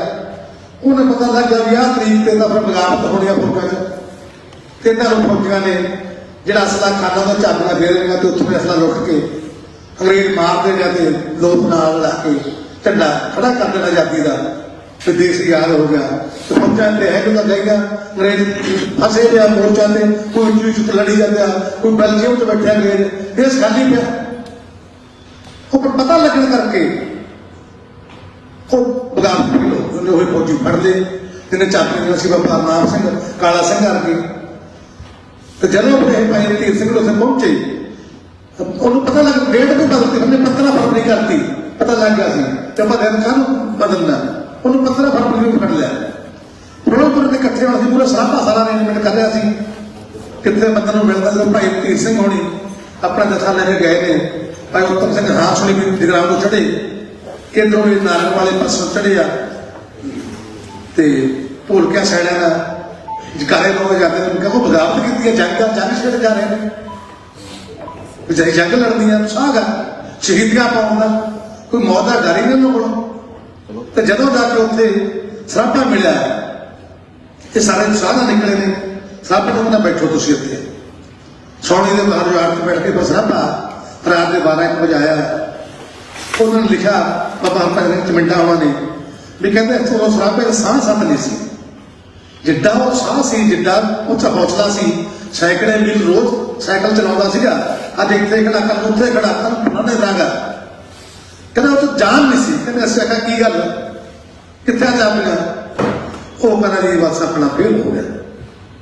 ਉਹ ਤਾਂ ਤੇਰੇ ਨੂੰ ਪਤਾ ਲੱਗ ਗਿਆ ਕਿ ਬੰਦੇ ਗ੍ਰਿਫਤਾਰ ਕਰ ਲਏ ਵੀ ਹੁਣ ਥਾਂ ਥਾਈ ਜਿੱਧਰ ਕਿਸੇ ਦਾ ਮੂੰਹ ਆਉਂਦਾ ਉਧਰ ਹੀ ਕਰਦੇ। ਉੱਥੇ ਫਿਰ ਜਿਹੜੀ ਭਾਈ ਸਾਰੇ ਉਹ ਬੰਦੇ ਅਰਜਨ ਸਿੰਘ ਪੁਰਾਣੇ ਵਰਗੇ ਜਿਹੜੇ ਬਾਅਦ ਫਾਂਸੀ ਲੱਗੇ, ਉਹ ਨੀਵੀਆਂ ਪਾ ਗਏ। ਤਾਂ ਕੀ ਹੋਇਆ, ਕਈ ਤਾਂ ਅੱਖਾਂ ਚੋਂ ਹੰਝੂ ਆ ਗਏ, ਕਿੱਡੇ ਸਾਰਾ ਟਿਕਾਰੇ ਲਾਉਂਦੇ ਆਏ ਸੀ, ਇਹ ਤਾਂ ਮੈਂ ਜਮਾਤ ਸਿੰਘ ਤੇ ਪਹੁੰਚ ਕੇ ਗਰਾਰੀ ਹੋ ਗਈ। ਤਾਂ ਫਿਰ ਇੱਥੇ ਉੱਥੇ ਭਾਈ ਤੀਰ ਸਿੰਘ ਦੀ ਗੱਲ ਆ, ਉਹ ਬਹੁਤ ਮਤਲਬ ਵੱਡੀ ਗੱਲ ਸੀ ਜਿਹਨੇ ਸਾਰਿਆਂ ਨੂੰ ਦੁਬਾਰਾ ਖੜਾ ਕੀਤਾ। ਉਹ ਕਹਿੰਦੇ ਸਿੰਘੋ ਫਿਰ ਕੀ ਹੋਵੇ ਜੇ ਬਗਾਵਤ ਫੇਲ ਹੋ ਗਈ, ਚਲੋ ਪਾਣਾ ਮੰਨੋ, ਹੁਣ ਕਰੋ ਫਾਂਸੀ ਦੀ ਤਿਆਰੀ, ਕਰੋ ਜੇਲ੍ਹ ਦੀ ਤਿਆਰੀ, ਜੋ ਗੁਰੂ ਨੂੰ ਭਾਵੇ ਇਹ ਉਵੇਂ ਹੋਣਾ ਸੀ। ਕਹਿੰਦਾ ਫਿਰ ਜਦੋਂ ਭਾਈ ਤੀਰ ਸਿੰਘ ਨੇ ਕਿਹਾ ਵੀ ਜੋ ਗੁਰੂ ਨੂੰ ਭਾਵੇ ਇਹ ਉਵੇਂ ਹੋਣਾ ਸੀ, ਕਹਿੰਦਾ ਫਿਰ ਸਾਡਾ ਹੌਸਲਾ ਬਣ ਗਿਆ ਵੀ ਯਾਰ ਕੋਈ ਗੱਲ ਨਹੀਂ, ਹੁਣ ਫਾਂਸੀਆਂ ਚੜਾਂਗੇ, ਐਂ ਫਿਰ ਜੇਲ੍ਹ ਜਾਵਾਂਗੇ ਹੱਸਦੇ ਹੱਸਦੇ, ਕੀ ਗੱਲ ਹੋ ਗਈ, ਫਿਰ ਕੋਈ ਨਹੀਂ ਲੇਖੀ ਲਾਇਆ ਆਪਾਂ ਗੁਰੂ ਦੇ ਫਿਰ ਆਏ ਲੱਗ ਜੂ। ਕਹਿੰਦੇ ਹੁਣ ਕਬੱਡੀ ਖੇਡ ਗਏ ਤੇ ਸਰਾਭੇ ਹੋਣੀ ਬਾਬਾ ਹਰਨਾਮ ਸਿੰਘ, ਕੋਟਲਾ ਨੌਤ ਸਿੰਘ, ਜਿਹਨੂੰ ਆਮ ਤੌਰ ਤੇ ਕੀ ਇਲਜ਼ਾਮ ਦੇ ਇੱਕ ਕੁੰਡੀ ਲਾ ਕੇ ਲਿਖ ਦਿੰਦੇ ਨੇ, ਕਿਉਂਕਿ ਉਹਦੀ ਅਮਰੀਕਾ 'ਚ ਬਾਬਾ ਬਣਾਉਂਦਾ ਬਾਹਰੋਂ ਟੱਕੀ ਸੀਗੀ, ਤੇ ਬਾਬਾ ਹਰਨਾਮ ਸਿੰਘ ਤੇ ਭਾਈ ਜੰਗ ਸਿੰਘ ਸੁਰ ਸਿੰਘ, ਇਹ ਤਿੰਨੇ ਨਿਕਲ ਗਏ ਸੀ ਇੱਥੋਂ, ਇਹ ਨਹੀਂ ਫੜੇ ਗਏ। ਇਹਨਾਂ ਨੇ ਆਖਿਆ ਅਫਗਾਨਿਸਤਾਨ ਵੱਲ ਚੱਲ ਗਏ, ਮਿਚਰੀ ਦਰਿਆ ਵੱਗਦਾ, ਇਹ ਉੱਥੇ ਚਲੇ ਗਏ। ਉੱਥੇ ਜਦੋਂ ਇਹ ਸੌਂ ਗਏ ਦੁਪਹਿਰ ਦਾ ਵੇਲਾ ਅਫਗਾਨਿਸਤਾਨ ਵੱਲ, ਤੇ ਤਿੰਨੇ ਹੀ ਉਦਾਸ ਨੇ। ਤੇ ਜਿਹੜਾ ਬਾਬਾ ਹਰਨਾਮ ਸਿੰਘ ਆ ਉਹ ਮਤਲਬ ਪਸਤੋ ਜਾਣਦਾ ਸੀਗਾ, ਉਹ ਵੀ ਉੱਥੇ ਗੱਲ ਅਖਬਾਰ 'ਚ ਕੰਮ ਕਰਦਾ ਸੀਗਾ, ਹਰਦਿਆਲ ਤੋਂ ਸੈਕਿੰਡ ਉਹੀ ਸੀ ਉੱਥੇ, ਕੋਟਲਾ ਨੌ ਸਿੰਘ ਪਿੰਡ ਸੀਗਾ ਹੁਸ਼ਿਆਰਪੁਰ ਕੋਲੇ। ਉਹਨੂੰ ਪਸਤੋ ਵਾਲਿਆਂ ਨੇ ਸਿਪਾਹੀਆਂ ਨੇ ਫੜਨ ਦੀ ਕੋਸ਼ਿਸ਼ ਕੀਤੀ, ਬੋਲਿਆ ਇਹ ਤਾਂ ਸਲਾਨੀਆਂ ਚੱਲੇ ਆ, ਵਪਾਰੀ ਆ, ਕਹਿੰਦੇ ਐਸੇ ਰੂਸ ਵੱਲ ਨਿਕਲ ਜਾਓ ਕਦੇ ਜਾਨ ਬਚਾ ਕੇ। ਪਰ ਬਾਬਾ ਹਰਨਾਮ ਸਿੰਘ ਕਹਿੰਦਾ ਮੈਂ ਜਦ ਲਿਖਿਆ ਚ ਮੈਂ ਕਿਤਾਬਾਂ ਸ਼ਾਮਲ ਕੀਤਾ ਉਹਦਾ ਬਿਆਨ, ਉਹ ਕਹਿੰਦਾ ਉੱਥੇ ਸਰਾਭਾ ਗੀਤ ਗਾਉਣ ਲੱਗ ਗਿਆ, ਜਿਹੜਾ ਕਿ 1914 ਦੇ ਗੱਲ ਅਖਬਾਰ ਛਪਿਆ ਸੀ ਵੀ ਬੜੇ ਸਿਰ ਸ਼ੇਰਾਂ ਦੇ ਕਿ ਜਾਣਾ ਭੱਜ ਕੇ, ਆਹ ਕਵਿਤਾ ਸੀ ਵੀ ਬੜੇ ਸਿਰ ਸ਼ੇਰਾਂ ਦੇ ਕਿ ਜਾਣਾ ਭੱਜ ਕੇ, ਬਾਬਾ ਦੀਪ ਸਿੰਘ ਕੰਮੂ ਸੀਸ ਧਰੋ ਹੱਥ ਦੀ, ਬੈਰਕਾਂ ਨੂੰ ਮਾਰ ਲਈਏ ਬਨਾਲੇ ਰੱਖ ਦੀ, ਪਾਈਏ ਸ਼ਹੀਦੀਆਂ ਗੱਜ ਵੱਜ ਕੇ, ਬੜੇ ਸਿਰ ਸ਼ੇਰਾਂ ਦੇ ਕਿ ਜਾਣਾ ਭੱਜ ਕੇ। ਬਾਬਾ ਕਹਿੰਦਾ ਮੈਂ ਅਨਸੁੱਤਾ ਦਾ ਪਿਆ ਸੀ, ਜਦੋਂ ਸਰਾਭੇ ਦੀ ਆਵਾਜ਼ ਸੁਣੀ ਬੜੇ ਸਿਰ ਸ਼ੇਰਾਂ ਕਿ ਜਾਣਾ ਭੱਜ ਕੇ, ਕਹਿੰਦਾ ਉਹ ਛਾਲ ਮਾਰ ਕੇ ਉੱਠਿਆ, ਕਹਿੰਦਾ ਮੈਂ ਕਿਹਾ ਯਾਰ ਚਲੋ ਵਾਪਸ, ਆਪਾਂ ਤਾਂ ਬੰਦੇ ਬਣਾ ਕੇ ਆ ਗਏ, ਸਾਡੇ ਸਾਥੀ ਉਹ ਫੜਨਗੇ, ਉਹਨੂੰ ਫਾਂਸੀਆਂ ਲੱਗ ਜਾਣਗੀਆਂ, ਅਸੀਂ ਜਾਨ ਬਚਾ ਕੇ ਭੱਜ ਚੱਲੇ ਆ, ਨਹੀਂ ਚਲੋ ਜਾ ਕੇ ਦੁਬਾਰਾ ਲਹਿਰ ਜੱਥੇ ਬੰਦ ਕਰਕੇ ਉਹਨੂੰ ਜਿਹੜਾ ਨਾ ਹਟਾਈਏ, ਉੱਥੋਂ ਫਿਰ ਵਾਪਸ ਮੁੜਨ। ਦੇਖੋ ਨੂੰ ਮੌਕਾ ਸੀ ਜਿਹੜਾ ਸਿੱਖੀ ਦੇ ਵਿੱਚ ਸ਼ਹਾਦਤ ਦਾ ਸੰਕਲਪ ਆ, ਇਹਨੂੰ ਸ਼ਹੀਦੀ ਕਿਹਾ ਜਾਂਦਾ ਹੈ ਵੀ ਤੁਹਾਡੇ ਕੋਲ ਜਦੋਂ ਬਚਣ ਦਾ ਚਾਂਸ ਆ, ਤੁਸੀਂ ਜਾਨ ਬਚਾ ਸਕਦੇ ਆ, ਪਰ ਨਹੀਂ ਜਦੋਂ ਤੁਸੀਂ ਚਾਂਸ ਦੀ ਵਰਤੋਂ ਨਹੀਂ ਕਰਦੇ, ਤੁਸੀਂ ਸਿੱਧੀ ਮੌਤ ਨੂੰ ਫਾਂਸੀ ਨੂੰ ਜਾਂਦੇ ਆ। ਉਹਨੂੰ ਸ਼ਹਾਦਤ ਕਹਿੰਦੇ ਗੁਰੂ ਸਾਹਿਬ ਨੇ, ਉਹ ਵਾਦਾ ਹਾਲ ਨਹੀਂ। ਆਪਾਂ ਬਚ ਕੇ ਜਾਨ ਬਚਾ ਕੇ ਨਹੀਂ ਭੱਜਣਾ, ਆਪਾਂ ਫੇਰ ਜਾ ਕੇ ਸਾਥੀਆਂ ਦੀ ਮਦਦ ਕਰਨੀ ਆ, ਜੋ ਫਾਂਸੀ ਲੱਗਣੇ ਆਪਾਂ ਲੱਗਾਂਗੇ, ਨਹੀਂ ਆਪਾਂ ਦੁਬਾਰੇ ਮੂਵਮੈਂਟ ਫੇਰ ਬਿਲਡ ਕਰੋ, ਫੇਰ ਲੋਕਾਂ ਨੂੰ ਇਕੱਠੇ ਕਰੋ, ਫੇਰ ਬਗਾਵਤ ਕਰੋ, ਆਪਾਂ ਜਿਹੜਾ ਕੁਛ ਛਡਾਈਏ ਉਹਨਾਂ ਨੂੰ। ਫਿਰ ਜਦੋਂ ਵਾਪਸ ਮੁੜੇ ਤਾਂ ਉਸ ਵਕਤ ਇਹ ਜੰਗ ਸਿੰਘ ਕਹਿੰਦੇ ਵੀ ਇੱਥੇ ਰਜਿੰਦਰ ਸਿੰਘ ਜਿਹੜੇ ਚੱਕ ਵਸਾਏ ਸੀ 12 ਅੰਗਰੇਜ਼ਾਂ ਨੇ, ਵੀ ਇੱਥੇ ਰਜਿੰਦਰ ਸਿੰਘ ਆ ਜਮਾਦਾਰ, ਵੀ ਮੈਨੂੰ ਉਹਨੇ ਕਿਹਾ ਸੀ ਵੀ ਇੱਕ ਫੌਜ ਪਹੁੰਚ ਚੁੱਕਿਆ ਸੀ ਜੰਗ ਸਿੰਘ ਵੀ ਸੁਰ ਸਿੰਘ ਵਾਲਾ, ਵੀ ਮੈਨੂੰ ਕਾਹਦੇ ਲੋੜ ਪਏ ਤਾਂ ਮੇਰੇ ਕੋਲ 5-4 ਰਫਲਾਂ ਪਈਆਂ ਨੇ, ਚੋਰੀ ਕੀਤੀਆਂ, ਲੈ ਜਾਓ। ਫਿਰ ਚਲੋ। ਤੇ ਜਦੋਂ ਉਹਨਾਂ ਕੋਲ ਜਾ ਕੇ ਉਹਦਾ ਮਨ ਪਹਿਲੇ ਬੇਈਮਾਨ ਸੀ, ਤੇ ਜਦੋਂ ਜਾ ਕੇ ਬੈਠੇ ਆ ਤੇ ਉੱਥੇ ਉਹਨੇ ਅੰਗਰੇਜ਼ਾਂ ਨੂੰ ਦਫ਼ਤਰ ਜਾ ਕੇ ਉੱਥੇ ਗ੍ਰਿਫਤਾਰ ਹੋਏ ਆ ਤਿੰਨੇ ਬੰਦੇ। ਉੱਥੋਂ ਗ੍ਰਿਫਤਾਰ ਕਰਕੇ ਲੈਂਦੇ ਆ। ਫਿਰ ਜਿਹੜੀ ਉਹਨੇ ਗ੍ਰਿਫਤਾਰੀ ਕੀਤੀ ਆ ਅੰਗਰੇਜ਼ਾਂ ਦੇ ਮੁਕਤ ਕੋਰਟਾਂ ਦੇ ਵਿੱਚ ਵੀ ਸਟੰਪ ਆ, ਇੰਨਾ ਖੁਸ਼ ਸੀ, ਕੋਈ ਉਹਦੇ ਮਨ 'ਚ ਨਹੀਂ ਸੀ। ਜਦੋਂ ਆਪਣੇ ਅਸੀਂ ਲਾਹੌਰ ਜਾਂਦਾ, ਮੈਂ ਕੁਝ ਖਵਾਓ ਪਿਆ, ਤੁਸੀਂ ਕਹਿੰਦੇ ਭੁੱਖੇ ਲਈ ਫਿਰਦਾ, ਹੁਣ ਵੀ ਸਾਨੂੰ ਫਾਂਸੀ ਤਾਂ ਲਾ ਕੇ ਦਿੱਤਾ, ਪਰ ਸਾਨੂੰ ਸਟੇਸ਼ਨ ਤੇ ਰੋਟੀ ਖਵਾਓ। ਉਹਨੂੰ ਰੋਟੀ ਪਾਣੀ ਖਵਾਇਆ। ਤੇ ਫਿਰ ਵੀ ਜਦੋਂ ਤੇ ਮੁਕੱਦਮਾ ਚੱਲਿਆ, ਪਹਿਲਾ ਫਸਟ ਲਾਹੌਰ ਕੌਂਸਪੀਰੇਸੀ ਕੇਸ ਕਹਿੰਦੇ ਨੇ ਉਹਨੂੰ, 14 ਕੇਸ ਚੱਲੇ ਨੇ ਉਹਨਾਂ ਤੇ ਲਾਖ ਤੱਕ। ਫਸਟ ਕੌਂਸਪੀਰੇਸੀ ਕੇਸ ਆ, ਇਹ 'ਚ 82 ਬੰਦੇ ਬਾਬਾ ਸੂਰ ਸਿੰਘ ਭਗਨਾ ਹੋਣੇ ਸੀਗੇ। ਤੇ ਉਹਦੇ ਬਾਅਦ ਜੱਜ ਨੇ ਉਹਨੂੰ 2 ਵਾਰ ਕਿਹਾ ਸਰਾਪੇ ਨੂੰ, ਉਹਨੂੰ ਦੱਸ ਹੁੰਦਾ ਸੀ ਯਾਰ ਇਹ ਨਵਾਂ ਮੁੰਡਾ ਅਜੇ 19 ਸਾਲ ਦੀ ਉਮਰ ਪੂਰੀ ਨਹੀਂ, 1896 ਜਨਮ ਸੀ, 1915 ਦੀ ਗੱਲ ਆ ਇਹ। ਫਿਰ ਕੱਲਾ ਮੁੰਡਾ, ਮਾਂ ਬਾਪ ਦਾ ਘਰ ਚਰਾਗ ਆ, ਬੱਚੂ ਇਹ। ਉਹ ਜੱਜ ਨੇ ਕਿਹਾ ਵੀ ਸਾਨੂੰ ਇਹ ਐਂ ਲੱਗਦਾ ਵੀ ਤੈਨੂੰ ਰਾਲਾ ਹਰਦਿਆਲ ਹੋਣਾ ਨੇ ਆ ਜਿਹੜੇ ਬਾਕੀ ਹੈਗੇ ਉਹਨਾਂ ਬੜਾ ਕਰ ਲਿਆ ਤੇਰੀ ਅਕਲ ਤੇ ਪੜਦਾ ਮੈਂ ਕਹਿੰਦਾ ਛੋਟੀ ਉਮਰ ਦਾ ਮੁੰਡਾ ਹੁਣ ਤੇ ਅਗਵਾ ਹੋ ਗਿਆ। ਉਹ ਕਹਿੰਦਾ ਮੈਂ ਜੋ ਕੁਛ ਕੀਤਾ ਮੈਂ ਸੋਚ ਸਮਝ ਕੇ ਕੀਤਾ, ਮੈਂ ਬਗਾਵਤ ਦਾ ਧੁਰਾ, ਮੈਂ ਅੰਗਰੇਜ਼ਾਂ ਦੇ ਖਿਲਾਫ ਉਹਨੂੰ ਫਾਂਸੀ ਦਿਲਾਉਂ, ਅਗਲਾ ਜਨਮ ਲੈ ਕੇ ਫਿਰ ਅੰਗਰੇਜ਼ਾਂ ਦੇ ਖਿਲਾਫ ਮੈਂ ਲੜਾਈ ਲੜੂੰਗਾ। ਤੇ ਪਿੰਡੋਂ ਫਿਰ ਉਹ ਪਹਿਲਾਂ ਜਦੋਂ ਜੇਲ੍ਹ ਸੀ ਨੰਬਰਦਾਰ ਨੂੰ ਸਲਾਖਤ ਕਰਨ ਦੀ ਖਾਤਰ ਲੈ ਕੇ ਆਏ। ਉਹਨੂੰ ਆਮ ਤੌਰ ਤੇ ਕੀ ਹੁੰਦਾ ਸੀ, ਨੰਬਰਦਾਰ ਸੀ ਜਾਂ ਭਾਵੇਂ ਤੇ ਬੇਵਸ ਸੀ ਤਾਂ ਉਹ ਕੀ ਕਰਦੇ ਸੀ ਵੀ ਚਲੋ ਇੰਨਾ ਕਟੌਰ ਤੇ ਬਣਾ ਦੇ, ਕਹਿੰਦੇ ਸੀ ਮੈਂ ਤਾਂ ਪਛਾਣਦਾ ਨਹੀਂ ਹੁੰਦਾ ਵੀ ਮੈਨੂੰ ਨਹੀਂ ਪਤਾ ਵੀ ਉਹੀ ਹੈ। ਉਹ ਨੰਬਰਦਾਰ ਦੇ ਮਨ 'ਚ ਵੀ ਇਹੀ ਸੀ ਵੀ ਮੈਂ ਸਾਰਾ ਕੋਈ ਸਨਾਖਤ ਨਹੀਂ ਕਰਨੀ, ਮੈਂ ਕਹਿੰਦੀ ਮੈਂ ਤਾਂ ਜਾਣਦਾ ਨਹੀਂ ਕੌਣ ਆ, ਵੀ ਇਹਦੇ ਬਣਾ ਕੇ ਮੁਕੱਦਮੇ ਦੇ ਵਿੱਚ ਉਹਨੂੰ ਬੈਨੀਫਿਟ ਮਿਲੂਗਾ, ਵੀ ਇਹਦੀ ਸਨਾਖਤ ਹੀ ਨਹੀਂ ਹੋਈ, ਕੀ ਪਤਾ ਹੋਰ ਹੀ ਕਰਤਾਰ ਸਿੰਘ ਹੋਵੇ ਤੇ ਕੋਈ ਹੋਰ ਹੀ ਹੋਵੇ, ਪਰੀ ਹੋ ਜਾਏ। ਤੇ ਸਾਹਮਣੇ ਨੇ ਕਿਹਾ ਨੰਬਰਦਾਰ ਸਾਹਿਬ ਮੈਂ ਬਲੰਸਾ ਦਾ ਪੁੱਤ ਹਾਂ, ਮੇਰੀ ਸਹੀ ਸਨਾਖਤ ਕਰੀ ਕਿਸੇ ਹੋਰ ਵੱਲੋਂ ਮੁੜਦਾ ਧਰਦੀ। ਇਹ ਸੀ ਦਲੇਰੀ ਜਿਹਨੂੰ ਆਪਾਂ ਸ਼ਹਾਦਤ ਕਹਿੰਦੇ ਹਾਂ, ਵੀ ਜਦੋਂ ਤੁਹਾਡੇ ਕੋਲ ਬਚਣ ਦਾ ਚਾਂਸ ਆ ਪਰ ਨਹੀਂ ਤੁਸੀਂ ਦੀ ਵਰਤੋਂ ਨਹੀਂ ਕਰਨ, ਤੁਹਾਨੂੰ ਸ਼ਹਾਦਤ ਦੇ ਰਾਹ ਤੇ ਜਾਣਾ। ਫਿਰ ਇਹ 16 ਨਵੰਬਰ 1915 ਨੂੰ ਇਹ 24 ਬੰਦਿਆਂ ਨੂੰ ਫਾਂਸੀ ਹੋਈ ਸੀ। ਤੇ ਬਾਬਾ ਸੋਹਣ ਸਿੰਘ ਭਗਨਾ ਹੋਣੀ ਵੀ ਸੀ, ਜੇ ਬਾਬਾ ਜਵਾਲਾ ਸਿੰਘ ਨੂੰ ਨਾਲ ਹੀ ਸੀ ਸਾਰੇ। ਤੇ ਫਿਰ ਉੱਥੇ ਘਰਾਓ ਖਾਲੀ ਸੀ, ਬੜਾ ਵੱਡਾ ਵਕੀਲ ਸੀ, ਸਰਕਾਰੀ ਵਕੀਲ ਸੀ ਵੈਸੇ ਉਹ, ਤੇ ਮੋਤੀ ਲਾਲ ਨਹਿਰੂ, ਜਵਾਹਰ ਲਾਲ ਨਹਿਰੂ ਦਾ ਪਿਤਾ। ਇਹਨਾਂ ਨੇ ਇੱਕ ਫੈਸਲੇ ਕੋਲ ਅਪੀਲ ਪਾਈ, ਉਹ ਕਹਿੰਦੇ ਜਿੰਨਾ ਬੰਦੇ ਨੂੰ ਤੁਸੀਂ ਫਾਂਸੀ ਦੇ ਰਹੇ ਹੋ ਬਾਬਾ ਸੋਹਣ ਸਿੰਘ ਭਗਨਾ ਹੋਣਾ ਨੂੰ, ਜੋ ਤੁਸੀਂ ਇਹਨਾਂ ਤੇ ਕਾਨੂੰਨ ਲਾਗੂ ਕੀਤਾ wage war against king of ਪਾਇਰਲ, ਬਾਦਸ਼ਾਹ ਦੇ ਕੋਲ ਜੰਗ ਛੇੜਨ ਦਾ ਲੱਗਿਆ ਸੀ ਇਹਨਾਂ ਤੇ। ਇਹ ਨੋਟ ਕਰਨ ਵਾਲੀ ਗੱਲ ਆ, ਭਗਤ ਸਿੰਘ ਤਾਂ ਸਾਡਸ ਨੂੰ ਮਾਰਨ ਦਾ ਲੱਗਿਆ ਸੀ ਕਤਲ ਦਾ, ਇਹਨਾਂ ਤੇ ਬਾਦਸ਼ਾਹ ਨੂੰ ਜੰਗ ਛੇੜਨ ਦਾ ਲੱਗਿਆ ਸੀ। ਇਹਨੇ ਬਾਦਸ਼ਾਹ ਨੂੰ ਜੰਗ ਛੇੜੀ ਇੰਗਲੈਂਡ ਦੇ ਵਿੱਚ, ਉਹਦਾ ਕੋਈ ਮਾਫੀ ਨਹੀਂ ਸੀ, ਇਹ ਜੰਗੀ ਕੈਦੀ ਸੀ ਇੱਕ ਤਰ੍ਹਾਂ ਦਾ। ਉਹ ਕਹਿੰਦਾ ਜਿੰਨਾਂ ਤੇ ਤੁਸੀਂ ਫਾਂਸੀ ਦੇਈ ਜਾਂਦੇ ਆ ਇਹਨਾਂ ਤੱਕ ਭਾਰਤ ਦੀ ਧਰਤੀ ਦੇ ਪੈਰ ਜੰਗ ਕਿਹੜੇ ਵਕਤ ਛੇੜ ਲਈ? ਇਹ ਤਾਂ ਜਦੋਂ ਜਹਾਜ਼ ਆ ਕੇ ਲੱਗਾ ਅਮਰੀਕਾ ਨੂੰ ਜਹਾਜ਼ ਚ ਗ੍ਰਿਫਤਾਰ ਕਰ ਲਏ, ਜੰਗ ਛੇੜਦਾ ਤਾਂ ਬਣਦਾ ਹੀ ਨਹੀਂ ਤੇ ਫਾਂਸੀ ਬੰਦ ਕਰੋ ਇਹਨੂੰ, ਜੰਗ ਤੋਂ ਛੇੜੀ ਇਹਨੇ ਇੱਕ ਕਾਨੂੰਨ ਨਹੀਂ ਲੱਗੂ ਉਹਨਾਂ ਤੇ। ਅਪੀਲ ਭਾਈ ਰੋਫ ਅਲੀ ਨੇ ਤੇ ਮੋਤੀ ਲਾਲ ਨਹਿਰੂ ਨੇ। ਫਿਰ ਫਾਂਸੀ ਤੋੜ ਕੇ ਇਹਨਾਂ 17 ਬੰਦਿਆਂ ਦੀ ਬਾਬਾ ਸੋਹਣ ਸਿੰਘ ਭਗਨਾ ਸੀਗਾ ਹੋਰ ਸੀਗੇ ਨਾਲ, ਉਹਨਾਂ ਦੀ ਫਿਰ ਉਮਰ ਕਹਿ ਕਾਲੇ ਪੰਜ ਦੀ ਸਜ਼ਾ ਹੋਈ ਸੀ ਤੇ 7 ਨੂੰ ਰਹਿ ਗਈ ਸੀ। ਹੁਣ ਇਹ ਤੋਂ ਜਿਹੜਾ ਵਿਸ਼ਨੂੰ ਗਣੇਸ਼ ਪਿੰਗਲੇ ਆ ਉਹ ਵੀ ਇਹਨਾਂ ਨਾਲ ਆਇਆ ਸੀਗਾ, ਭਾਵੇਂ ਪਿੰਡ ਦਾ ਬਹੁਤ ਦੂਰ ਸੀ ਤੇ ਉਹਦੀ ਕਰਮ ਭੂਮੀ ਪੰਜਾਬ ਸੀ।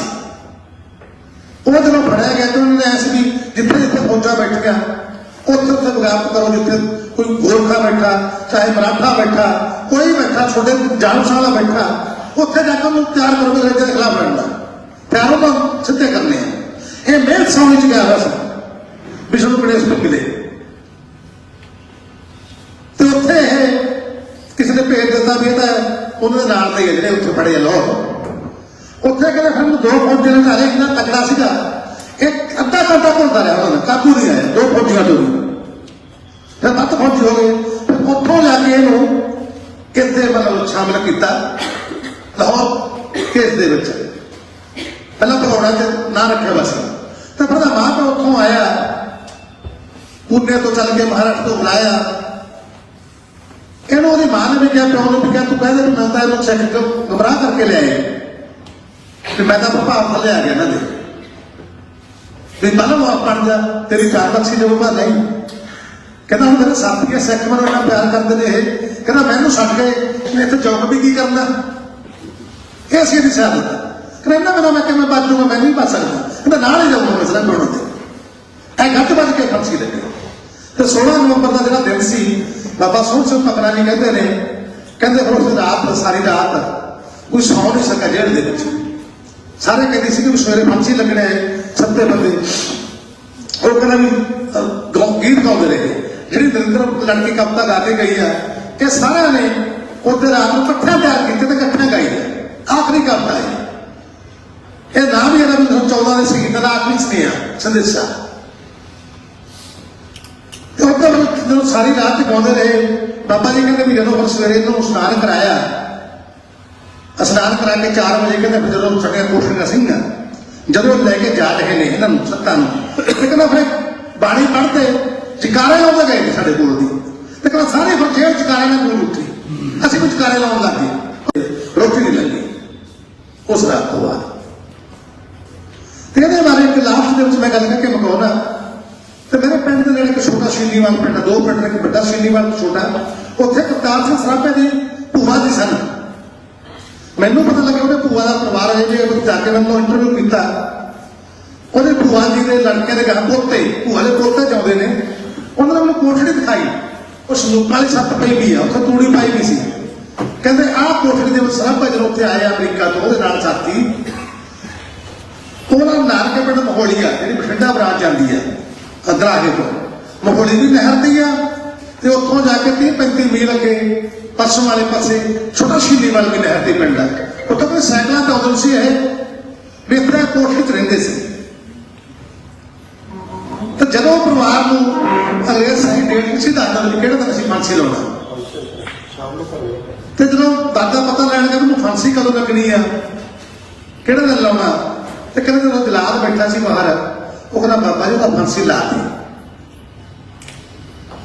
फांसी ला दे कहते दादा रोज लग गया पर मैं एक होर दादा जो लाशा वो कहना मैं फुल जाओ मेरा कितने की आ दस मैनू वो कहना उन्हें कोई नू संस्कार नहीं किया उन्हें लाशा फलाने जंगल च जाके सिरतियां गोरा नहीं आपके उत्थे कां कुत्ते खा लैणगे वो कहते दादा जी ने फिर भूआ जी ने पोते ने गल दसी परिवार च प्रचलित सी फिर कहना भी दादा जी ने उन्होंने 5 रुपये दिते मैं उत्थे लै चल कहते फिर उन्होंने जो लै गए लाशा फिर सराभे को छत्ता शिकार नहीं कर सकता इस लकड़ा कट्ठिया की जंगल च सराभे ने कहते उन्हें अपना जो खेस लिया दस कपड़े उतारने जो लहूरा भिजे वे सी अपना खेस देकर उन्हें सराभे का उथात्म संस्कार किया कले ने तो कपड़े लिया लहूर ने लंबे समय भिजे कपड़े साढ़े परिवार च रहे ने जो हम देख के भैन रोंदी सी जां होर सी लहूर भिजे हुए कपड़े तो कहना फिर परिवार ने पिछों संस्कार कपड़ा दे करता इस तरह का शहीदां दी है चलो अज के दिन असीं उन्हां दी याद दे विच नतमस्तक हुंदे हां। वाहिगुरू जी का खालसा वाहिगुरू जी की फतेह।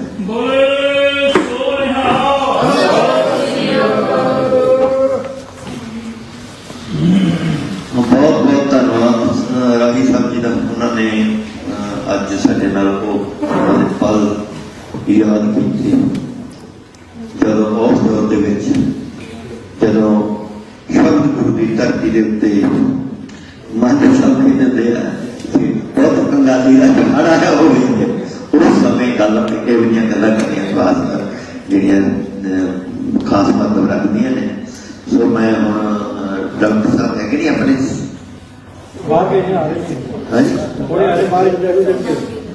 मैं कहूँगा साढ़े बच्चे जसविंदर सिंह ने जसविंदर सिंह जी आके तुम अपने विचार के साथ करो।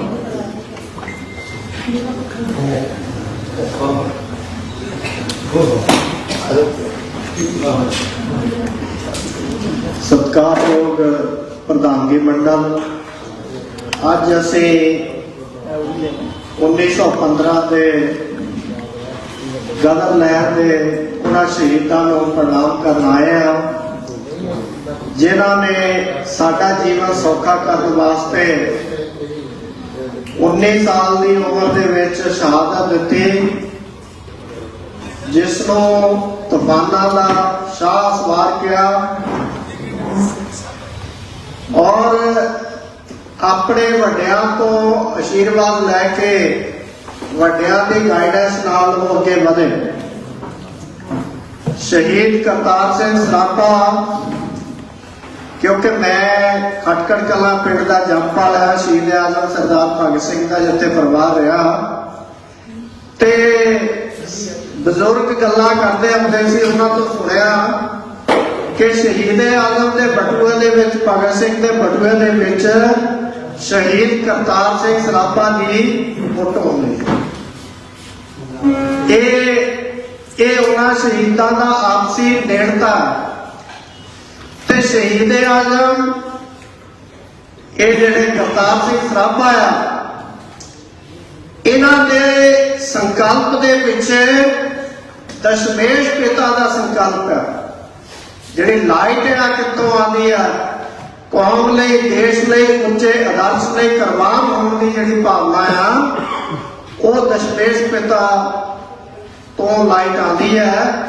ਤਾਂ ਹੀ ਐਡੇ ਮਹਾਨ ਰੁਤਬੇ ਚੜ੍ਹਦੀ ਉਮਰੇ ਦੇਸ਼ ਦੇ ਵਾਸਤੇ ਵੱਡਾ ਸੰਕਲਪ ਲੈ ਕੇ ਫਾਂਸੀਆਂ ਦੇ ਰੱਸੇ ਚੁੰਮਣ ਦਾ ਜਿਹੜਾ ਸੰਕਲਪ ਹੈ ਪੈਦਾ ਹੁੰਦਾ। ਅੱਜ ਜਿੱਥੇ ਅਸੀਂ ਉਹਨਾਂ ਮਹਾਨ ਸ਼ਹੀਦਾਂ ਨੂੰ ਆਪਣੀ ਸ਼ਰਧਾਂਜਲੀ ਭੇਟ ਕਰਦੇ ਹਾਂ, ਕਿਉਂਕਿ ਰਾਏ ਸਾਹਿਬ ਨੇ ਪੂਰਾ ਬਤਾਂਤ ਜਿਹੜਾ ਹੈ ਉਸ ਲਹਿਰ ਦਾ ਸੁਣਾਇਆ। ਮੈਂ ਉਹਨਾਂ ਦਾ ਦਿਲੋਂ ਧੰਨਵਾਦ ਕਰਦਾ, ਕਿਉਂਕਿ ਮੈਂ ਖੁਦ ਵੀ ਉਹਨਾਂ ਨੂੰ ਨਿੱਜੀ ਬੇਨਤੀ ਕੀਤੀ ਸੀ ਕਿ ਸਾਡੀ ਜਿਹੜੀ ਆਉਣ ਵਾਲੀ ਪੀੜ੍ਹੀ ਆ, ਸਾਡੇ ਕੋਲ ਜਿਹੜੇ ਬੱਚੇ ਪੜ੍ਹਦੇ ਆ, ਉਹਨਾਂ ਨੂੰ ਸਾਡੇ ਸ਼ਾਨ ਮੱਤੇ, ਮਨ ਮੱਤੇ ਇਤਿਹਾਸ ਤੋਂ ਜਾਣਕਾਰੀ ਮਿਲਣੀ ਚਾਹੀਦੀ। ਲੇਕਿਨ ਅੱਜ ਫਿਰ ਮੇਰਾ ਉਹੀ ਪੁਰਾਣਾ ਸਵਾਲ ਹੈ ਕਿ ਜਿਸ ਆਜ਼ਾਦੀ ਨੂੰ ਲੈਣ ਦੇ ਵਾਸਤੇ ਸਾਡੇ ਮਹਾਨ ਯੋਧਿਆਂ, ਸੂਰਬੀਰਾਂ ਨੇ ਕੁਰਬਾਨੀਆਂ ਦਿੱਤੀਆਂ ਔਰ ਦੇਸ਼ ਦੀ ਆਜ਼ਾਦੀ ਦੇ ਅੰਦਰ 90% ਕੁਰਬਾਨੀਆਂ ਜਿਹੜੀਆਂ ਇਹ 2% ਭਾਈਚਾਰਾ ਆ, ਜਿਹਨੂੰ ਅਸੀਂ ਸਿੱਖ ਭਾਈਚਾਰਾ ਕਹਿੰਦੇ ਆ। ਜੇ 90% ਆਜ਼ਾਦੀ ਦੀ ਲੜਾਈ ਵਿੱਚ ਇਹਨਾਂ ਦੀਆਂ ਕੁਰਬਾਨੀਆਂ, ਤੇ ਫਿਰ ਇਸ ਆਜ਼ਾਦੀ ਦੇ ਅੰਦਰ ਇਹਨਾਂ ਨੂੰ ਮਿਲਿਆ ਕਿਆ? ਅੱਤਵਾਦੀ, ਵੱਖਵਾਦੀ, ਦੱਖਣ ਭਾਰਤ ਦੇ ਸਾਰੇ ਸੂਬੇ ਜਿਹੜੇ ਆ ਉਹ ਵੱਧ ਅਧਿਕਾਰਾਂ ਦੀ ਮੰਗ ਕਰਦੇ, ਉਹਨਾਂ ਨੂੰ ਕੋਈ ਨਹੀਂ ਕਹਿੰਦਾ ਇਹ ਅੱਤਵਾਦੀ ਹੈ, ਵੱਖਵਾਦੀ ਹੈ, ਇਹ ਵੱਖਰਾ ਦੇਸ਼ ਚਾਹੁੰਦੇ ਆ। ਲੇਕਿਨ ਜਦੋਂ ਵੀ ਇਸ ਖਿੱਤੇ ਦੇ ਅੰਦਰ ਗੱਲ ਸ਼ੁਰੂ ਹੁੰਦੀ ਹੈ, ਨਾਲ ਦੀ ਨਾਲ ਹੀ ਇਹ ਚੌਥੇ ਖੰਭੇ ਵਾਲੇ ਜਿਹੜੇ ਆ ਅਖਬਾਰਾਂ ਨੀਲੀਆਂ ਪੀਲੀਆਂ ਕਰ ਦਿੰਦੇ ਆ। ਇਹ ਜਿਹੜੇ ਸਾਡੇ ਪੱਤਰਕਾਰ ਭਰਾ ਆ, ਇਹ ਨਹੀਂ ਕਰਦੇ। ਇਹਨਾਂ ਦੇ ਜਿਹੜੇ ਮਾਲਕ ਆ, ਕਿਉਂਕਿ ਉਹ ਕਾਰਪੋਰੇਟ ਦੇ ਏਜੰਟ ਬਣ ਕੇ ਕੰਮ ਕਰਦੇ ਆ, ਮੈਂ ਸੱਚ ਨੂੰ ਝੂਠ ਤੇ ਝੂਠ ਨੂੰ ਸੱਚ ਕਿਵੇਂ ਬਣਾਵਾਂ। ਇਸ ਕਰਕੇ ਜਿੱਥੇ ਅਸੀਂ ਇਸ ਲਹਿਰ ਦੇ ਸ਼ਹੀਦਾਂ ਨੂੰ ਨਤਮਸਤਕ ਹੁੰਦੇ ਆ, ਉਹਨਾਂ ਨੇ ਸਾਡਾ ਜੀਵਨ ਵਧੀਆ ਕਰਨ ਵਾਸਤੇ ਭਰੀ ਜਵਾਨੀ ਦੇ ਵਿੱਚ ਸ਼ਹਾਦਤਾਂ ਦਿੱਤੀਆਂ। ਨਹੀਂ ਤਾਂ ਇੱਥੇ ਕੋਈ ਜਵਾਨੀ ਦੀ ਚੀਜ਼ ਛੱਡ ਕੇ ਰਾਜੀ ਨਹੀਂ ਹੈ। ਤੇ ਰਾਏ ਸਾਹਿਬ ਨੇ ਦੱਸਿਆ ਵੀ 500 ਏਕੜ ਦੇ ਫਾਰਮ ਛੱਡ ਕੇ, ਆਪਣੇ ਰੱਜੇ ਪੁੱਜੇ ਕਾਰੋਬਾਰ ਛੱਡ ਕੇ ਮੁਲਕ ਦੀ ਆਜ਼ਾਦੀ ਦੇ ਵਾਸਤੇ ਉਹ ਤੁਰੇ। ਤੇ ਅੱਜ ਉਹਨਾਂ ਨੂੰ ਜਿੱਥੇ ਅਸੀਂ ਪ੍ਰਣਾਮ ਕਰਦੇ ਹਾਂ, ਉੱਥੇ ਨਾਲ ਹੀ ਸਾਨੂੰ ਆਪਣੇ ਜੀਵਨ ਦਾ ਕੁਝ ਹਿੱਸਾ ਦੇਸ਼ ਨੂੰ ਬਿਹਤਰ ਬਣਾਉਣ ਵਾਸਤੇ ਨਿਭਾਉਣਾ ਪਏਗਾ, ਤਾਂ ਕਿ ਆਉਣ ਵਾਲੀ ਪੀੜ੍ਹੀ ਜਿਹੜੀ ਆ ਚੰਗਾ ਜੀਵਨ ਬਤੀਤ ਕਰੇ। ਇਹਨਾਂ ਸ਼ਬਦਾਂ ਦੇ ਨਾਲ ਤੁਹਾਡਾ ਸਭ ਦਾ ਬਹੁਤ ਬਹੁਤ ਧੰਨਵਾਦ। ਵਾਹਿਗੁਰੂ ਜੀ ਕਾ ਖਾਲਸਾ, ਵਾਹਿਗੁਰੂ ਜੀ ਕੀ ਫਤਿਹ। ਧੰਨਵਾਦ ਜਸਵਿੰਦਰ ਜੀ ਦਾ। ਜਦੋਂ ਅਸੀਂ ਪੰਜਾਬ ਦੇ ਵਿੱਚ ਸਾਡੇ ਕਿਰਦਾਰ ਦੀ ਗੱਲ ਕਰ ਰਹੇ ਹਾਂ, ਤੇ ਜਿਨ੍ਹਾਂ ਦੀ ਅੱਜ ਸੰਗਾਤ ਪਾਈ ਹੈ, ਜਿਹੜੇ ਸਾਰਾ ਕੁਝ ਨਿਸ਼ਾਵਰ ਆਪਣੇ ਕਰਕੇ ਆਏ ਸੀਗੇ, ਤੇ ਉਹਦੇ ਨਾਲ ਜਿਹੜਾ ਦੂਸਰਾ ਅੱਜ ਦਾ ਜਿਹੜਾ ਦੌਰ ਹੈ, ਅੱਜ ਕੈਨੇਡਾ ਜਾਣ ਦੀ ਜਿਹੜੀ ਸਾਡੇ ਵਿੱਚ ਲਾਲਚ ਆਇਆ, ਉਹਦੇ ਵਿੱਚ ਗੁਰੂ ਗ੍ਰੰਥ ਸਾਹਿਬ ਜੀ ਦੇ ਸਾਹਮਣੇ ਖੜ ਕੇ ਝੂਠੇ ਵਿਆਹ ਕਰਾਉਣੇ, ਅਰਦਾਸਾਂ ਕਰਨੀਆਂ, ਆਪਣੇ ਰਿਸ਼ਤੇ ਨਾਤਿਆਂ ਨੂੰ ਜਿਹੜਾ ਆ ਦਾਰਦਾਰ ਕਰਨਾ, ਇਹ ਵੀ ਇੱਕ ਵੱਡਾ ਪੱਖ ਹੈ। ਉਹ ਸਾਡੇ ਕਿਰਦਾਰ ਤੇ ਸਾਈਗ੍ਰਾਮ ਦਾ ਇੱਕ ਵੱਡਾ ਜਿਹੜਾ ਸਬੂਤ ਹੈ। ਸੋ ਮੈਂ ਅੱਗੇ ਬੇਨਤੀ ਕਰਾਂਗਾ ਡਾਕਟਰ ਪਿਆਰੇ ਲਾਲ ਗਰਗ ਨੂੰ ਕਿ ਉਹ ਅੱਜ ਸ਼ਹੀਦਾਂ ਨੂੰ ਸ਼ਰਧਾਂਜਲੀ ਭੇਟ ਕਰਨ।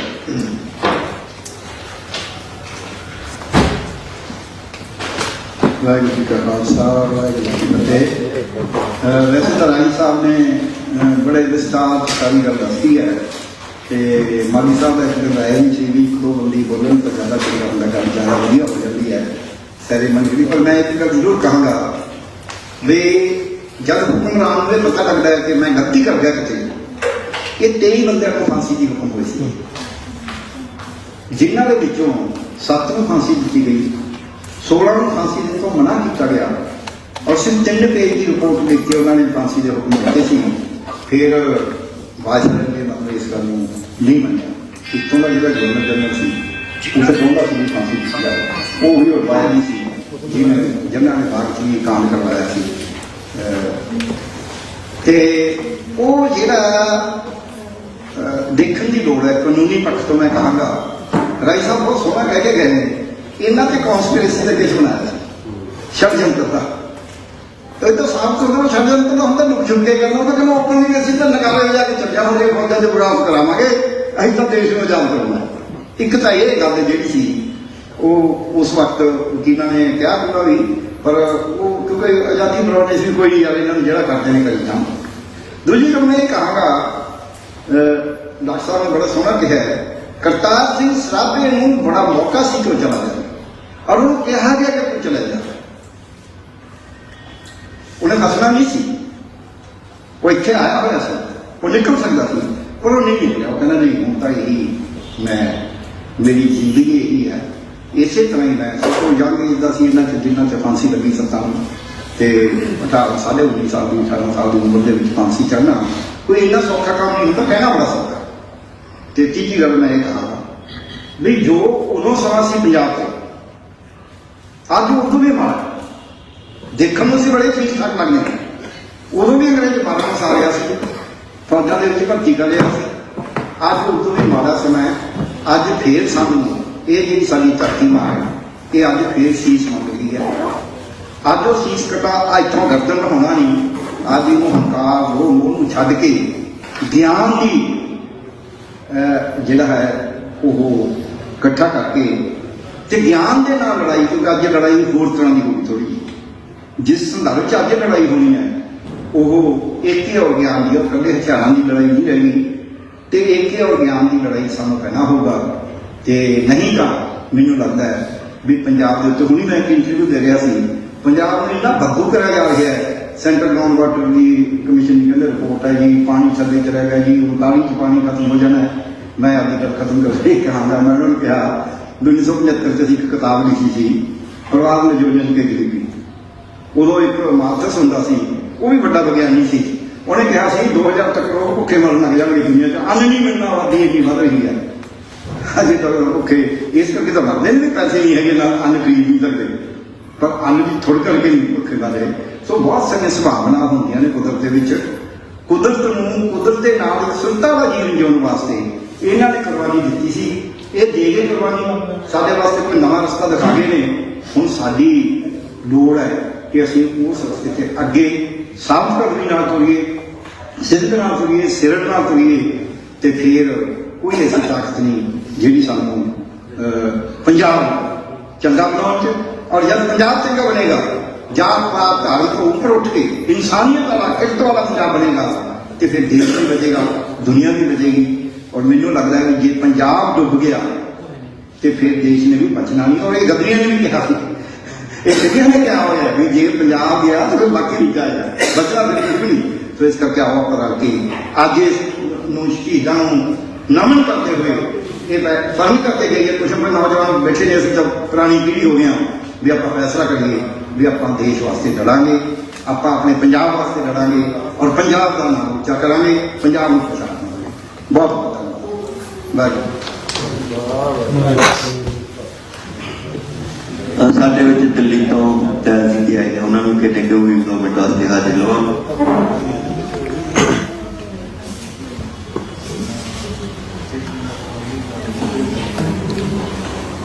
ਵਾਹਿਗੁਰੂ ਜੀ ਕਾ ਖਾਲਸਾ ਵਾਹਿਗੁਰੂ ਜੀ ਕੀ ਫਤਿਹ।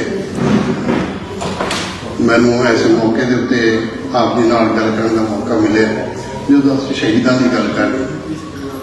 ਮੈਂ ਵੀ ਪਿਛਲੇ 40 ਸਾਲ ਤੋਂ ਸ਼ਹਾਦਤ ਦੀ ਗੱਲਾਂ ਸੁਣੀਆਂ ਨੇ, ਦੇਖੀਆਂ ਨੇ, ਉਹਨਾਂ ਦੇ ਹਾਲਾਤ ਵਿੱਚੋਂ ਅਸੀਂ ਗੁਜ਼ਰੇ ਵੀ।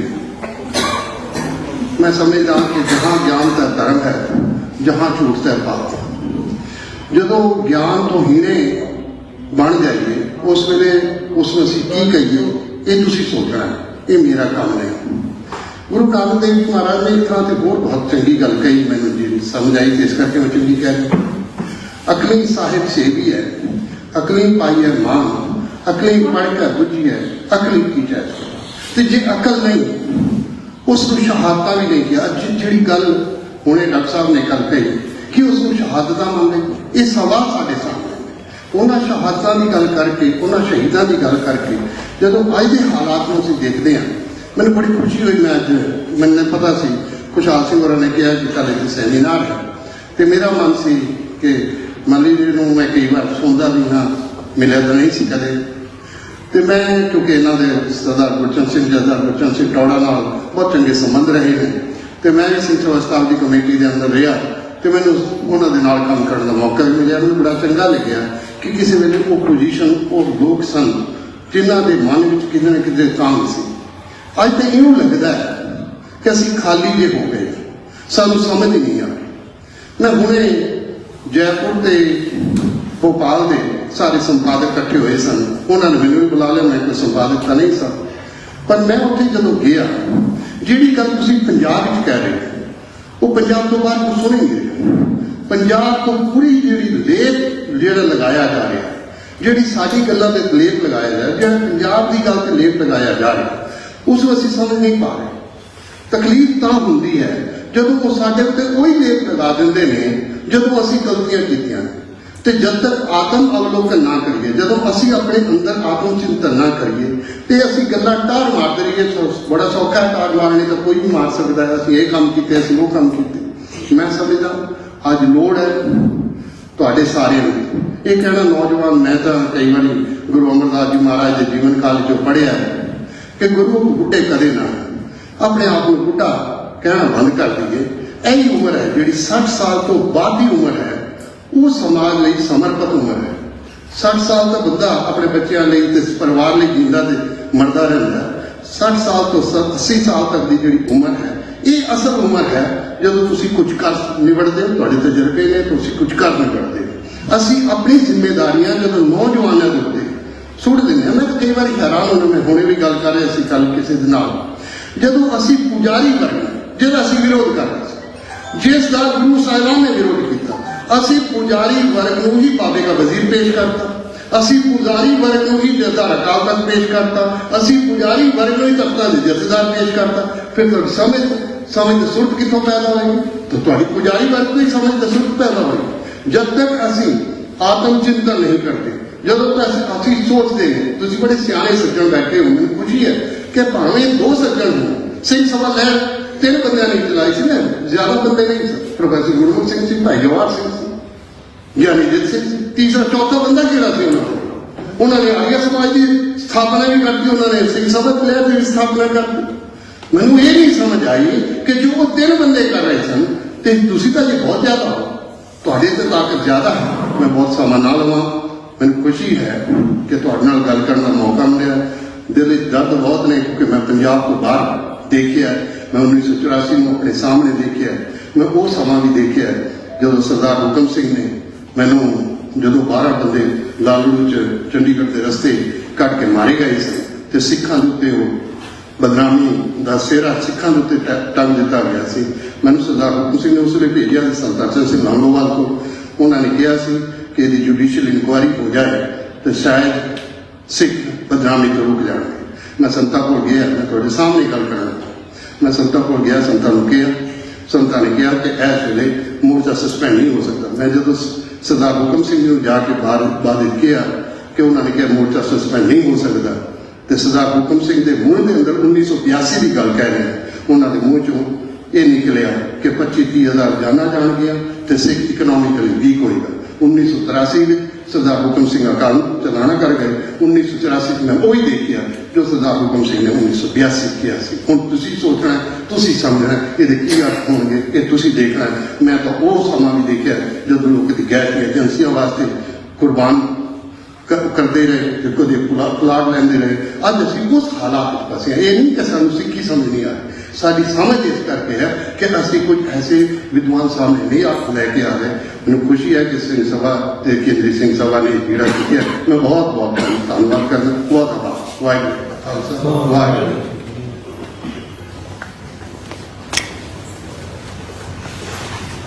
धन्यवाद सरदार दयाल सिंह जी का, जिन्होंने साडे नाल विचारां दी साझ पाई कि वो बहुत पुराने उन्होंने तजर्बे। सो मैं दयाल सिंह जी और मैं हम लास्ट पे साडे विच माली साहब ने उन्होंने कहना कि वो अपनी श्रद्धांजलि भेंट करते उन्होंने तो बाद प्रधान साहब भाषण देंगे कि समाप्ति। धन्यवाद।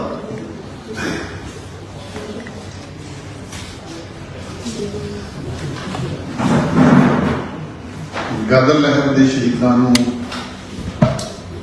श्रद्धांजलि भेंट करने ਲਈ ਇਕੱਤਰ ਦੇ ਦੋਸਤੋ, ਵਾਹਿਗੁਰੂ ਜੀ ਕਾ ਖਾਲਸਾ, ਵਾਹਿਗੁਰੂ ਜੀ ਕੀ ਫਤਿਹ।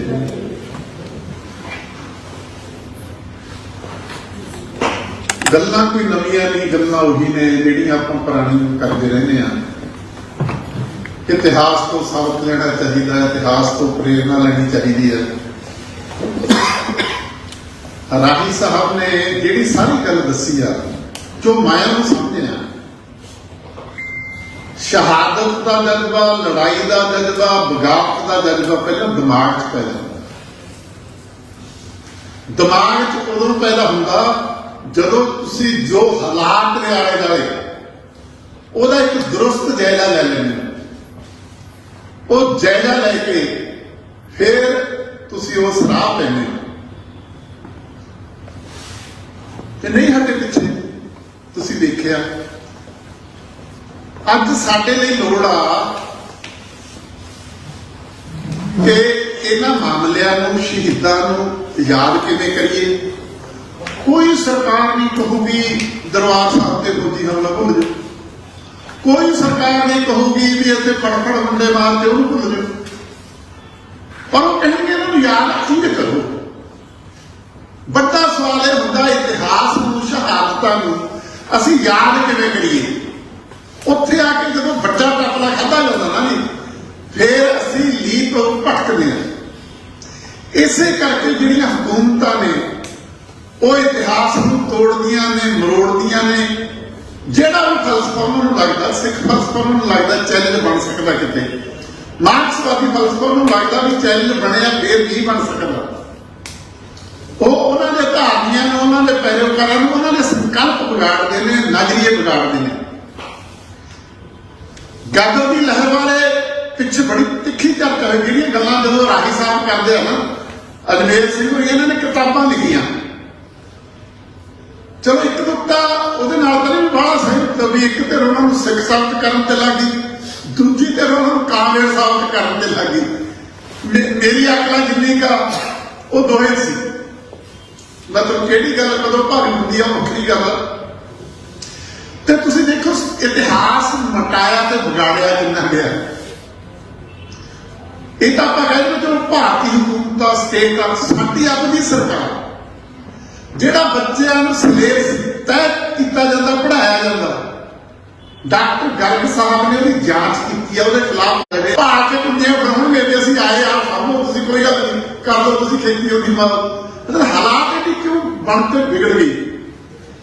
ਇੱਕ ਸਾਡੇ ਸੋਚ ਤੇ ਨਜ਼ਰੀਏ 'ਚ ਫਰਕ ਪੈ ਗਿਆ। ਵੱਡੀ ਗੱਲ ਆ ਵੀ ਸਾਡੇ ਸੁਪਨੇ ਮਾਰਦੇ।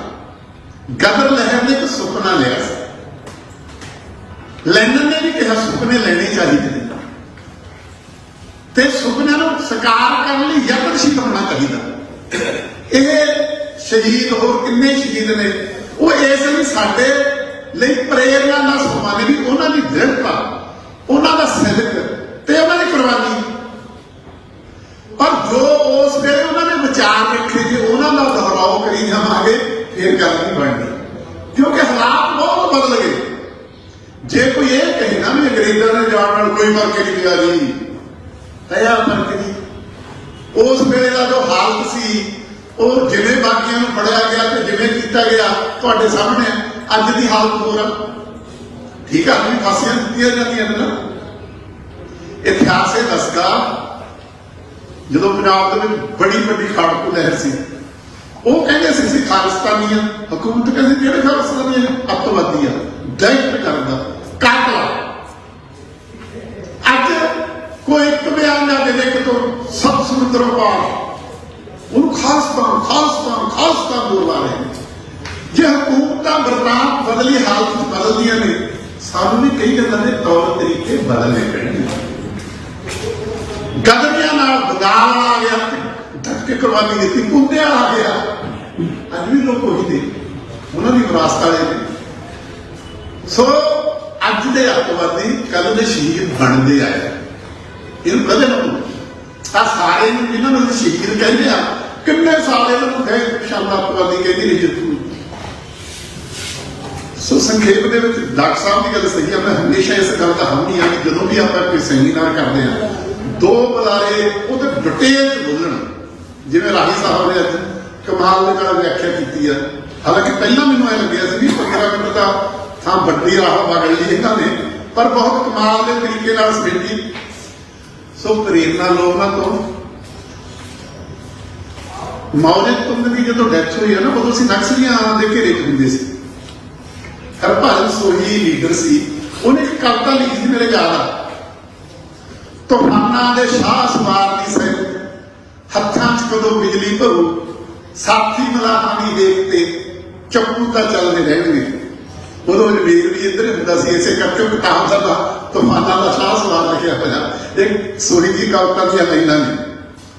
ਸੋ ਵਾਰ ਵਾਰ ਮੈਂ ਇਹੀ ਹਵਾਲਾ ਦਿੰਦਾ, ਜਾਣਕਾਰੀ ਹੋਰ ਚੀਜ਼ ਹੁੰਦੀ ਹੈ।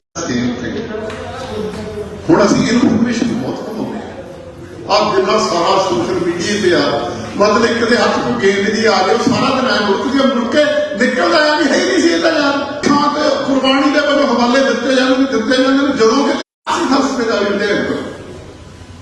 ਜਦੋਂ ਅੱਜ ਆਪਾਂ ਇਹ ਕਹਿੰਦੇ ਨੇ, ਗੱਲ ਸਾਹਿਬ ਕਹਿੰਦੇ ਜੇ ਪੰਜਾਬ ਚਲ ਗਿਆ ਦੇਸ਼ ਨਹੀਂ ਬਚਣਾ, ਤੇ ਫਿਰ ਉਹੀ ਗੀਤ ਯਾਦ ਆਉਂਦਾ ਵੀ ਪੰਜਾਬ ਉਜਾੜਨ ਵਾਲੇ ਖੁਦ ਹੀ ਉੱਜੜ ਗਏ, ਪੰਜਾਬ ਉਹਨਾਂ ਦੇ ਨਾਂ ਤੇ ਸਦਾ ਹੀ ਵਸਦਾ ਹੈ। ਵਾਹਿਗੁਰੂ ਜੀ ਕਾ ਖਾਲਸਾ, ਵਾਹਿਗੁਰੂ ਜੀ ਕੀ ਫਤਿਹ।